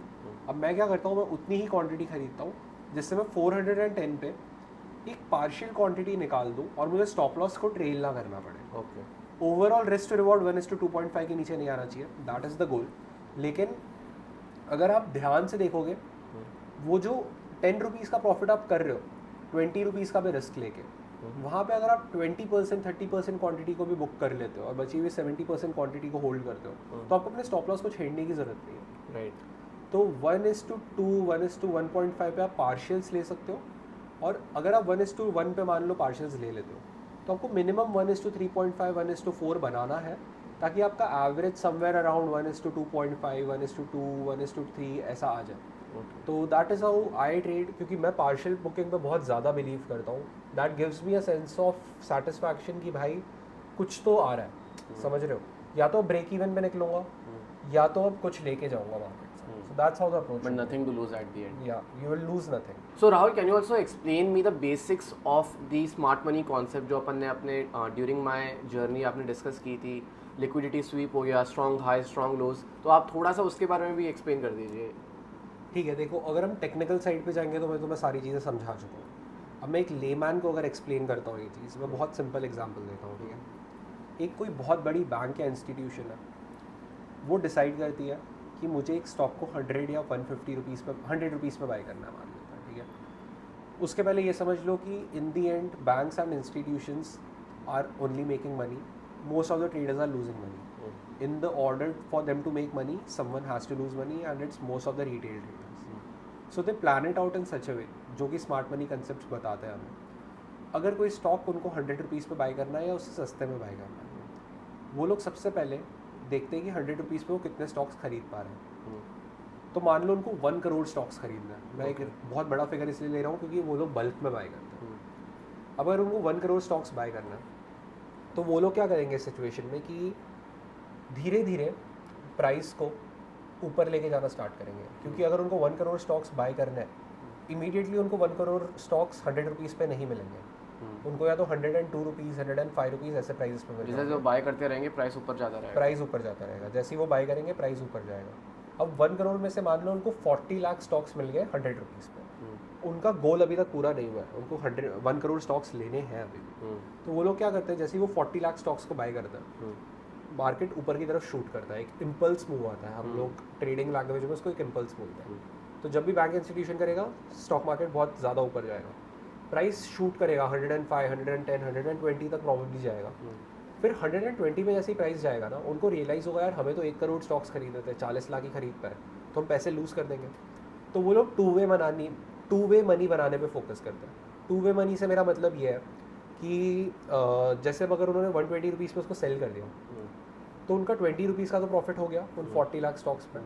जैसे ही वो सेल करेंगे, मार्केट बहुत ज़ोर से नीचे गिरेगा, मार्केट बहुत ज़ोर से नीचे करेगा, तो most of the retail traders ने 100 रुपीज़ के ऊपर ही बाय किया होगा, 105, 110, क्योंकि आपने नोटिस किया है हमारी नॉर्मल टेंडेंसी है एज एन इमोशनल बीइंग्स, अगर मार्केट ऊपर जा रहा है तो हम मन करता है तभी बाय करते हैं। हाँ, घुस जाओ, बस घुस जाओ इस ट्रेड के अंदर, देखा जाएगा बाद में क्या होता है। इनिशियली सब लोग ये गलती करते हैं, तो 120 से प्राइस गिरना स्टार्ट करता है, सब लोग के लॉसेज होना स्टार्ट करते हैं। फिर राउंड नंबर्स का एक कंसेप्ट होता है कि 100 एक राउंड नंबर है, इसके नीचे अगर स्टॉक जाएगा तो as a retailer trader most of the लोग ये सोचेंगे कि हम इस स्टॉक को एग्जिट कर देते हैं, है ना। अब वो लोग, उनको ये भी पता है, वो लोग रिवर्स साइकोलॉजी में प्ले करते हैं, क्योंकि उनको पता है हम लोग किस डायरेक्शन में सोच रहे हैं एज न्यू ट्रेडर्स या फिर as people who don't have knowledge about the market. तो वो लोग क्या करेंगे, स्टॉक को डंप कर देंगे नीचे, जैसे ही प्राइस 100 रुपीज़ पे आएगा, हो सकता है 100 रुपीज़ से फिर से थोड़ा सा ऊपर ले जाए प्राइस को 105 रुपीज़ पे, और लोग बाय करेंगे। अब उनको लगेगा एक 100 का जो प्राइस है वो बहुत Support बन गया। सपोर्ट बन गया एग्जैक्टली। एंड इवेंचुअली होगा क्या, 1 या 2 दिन बाद या 1 हफ्ते बाद सडनली एक नीचे की तरफ मूव आएगा जब 100 रुपीज़ का प्राइस टूट जाएगा। सब लोग पैनिक कर जाएंगे, अपने स्टॉक्स को एग्जिट कर देंगे। 100 रुपीज़ के जो चीज़ नीचे एग्जिस्ट कर रही है उसको हम लिक्विडिटी बोलते हैं, क्योंकि सब लोग वहाँ पे डर रहे हैं और अपने स्टॉप लॉसेस ले रहे हैं, right. They are booking the losses. तो जैसे ही प्राइस 96, 97 ऐसे लेवल्स पे आएगा, they will buy again 1 crore quantities, क्योंकि इस टाइम उनको सेलर्स ज़्यादा मिल गए, क्योंकि 2 बार 100 रुपीज़ पे लोगों ने बाय किया और लोगों ने 105, 120, 115 सारे लेवल्स वाले लोग 100 के नीचे सेल कर रहे हैं। अब उनको 1 करोड़ स्टॉक्स मिले तो एक्चुअली जो पॉइंट होगा जहाँ से मार्केट ऊपर जाएगा वो होगा 98, 95 रुपीज़। और 95 रुपीज़ से हो सकता है प्राइस 140 तक चला जाए, 150 तक चला जाए। और मेरा सेटअप ये है कि मैं इस पूरे प्रोसेस में पार्टिसिपेट करता ही नहीं। मैं पार्टिसिपेट करता हूँ कि फिर से प्राइस जब 98, 100 इस लेवल पे आएगा तब मैं बाय करूँगा। इससे क्या होता है, मुझे महीने की शायद 3 या 4 ट्रेड मिलती है, लेकिन वो 3 की 4 ट्रेड मोस्टली सही होती है। Okay, this is called smart money concept in short. Alright Rahul, coming to an end, अगर आपको एक पीस ऑफ एडवाइस देना है किसी भी बिगनर को या हर लेवल के एक ट्रेडर को, अ मस्ट नो स्किल, वो ऐसी क्या एडवाइस होगी जो आप देना चाहोगे? यार देखो, मल्टीपल एडवाइसेस है, बट अगर तुम बेस्ट एडवाइस मेरे से पूछोगे तो वो ये है कि आप जिस भी एज के हो अभी, 20, 25, 30, 35, प्रॉब्ली 50 साल के लोग भी देख रहे होंगे, the best piece of advice is कि आप पहले नॉलेज गेन करने में फोकस करो। एक बार आपके पास नॉलेज आ गई, 2-3 महीने लगेंगे, ज़्यादा से ज़्यादा 6 महीने 1 साल में आप एडवांस चीज़ें भी सीख जाओगे। ओके, उस टाइम तक आप जो भी अभी कर रहे हो, जॉब कर रहे हो, पढ़ाई कर रहे हो, वो करते रहो, वो छोड़ो मत। एक्स्ट्रा टाइम दो इस चीज़ को, रियलाइज़ करो कि मुझे समझ आ रहा है कि नहीं। समझ आ जाएगा, अगर पैशनेट हो समझ तो आ जाएगा। उसके बाद इस चीज़ के बारे में सोचो कि मैं इसको अपना करियर बना सकता हूँ कि नहीं। बस इस चीज़ के बारे में सोचना है, ये करना नहीं है। और 1 साल आप जॉब करो, पढ़ाई करो, उसके साथ साथ आप ट्रेड करना स्टार्ट करो। आप ट्रेड करना 6 महीने बाद भी स्टार्ट कर सकते हो, बट जो एक बड़े अमाउंट के साथ ट्रेडिंग होती है ना, कि रिटर्न अच्छा चाहिए या फिर बड़ा फिगर हमारे बैंक अकाउंट को एवरी मंथ हिट कर रहा है या फिर एवरी ईयर हिट कर रहा है, उस पर्सपेक्टिव से जब आप सोचना चालू करोगे, वो इनिशियली नहीं होने वाला। फिर आप ये सोचो कि जो आप ऑलरेडी कर रहे हो या फिर जो आपके गोल्स है, पैशंस है, उसके रिस्पेक्ट में आपकी जो ट्रेडिंग करियर है या नॉलेज है, वो कॉम्प्लीमेंट कर रही है उसको या फिर ओवर पावर कर रही है।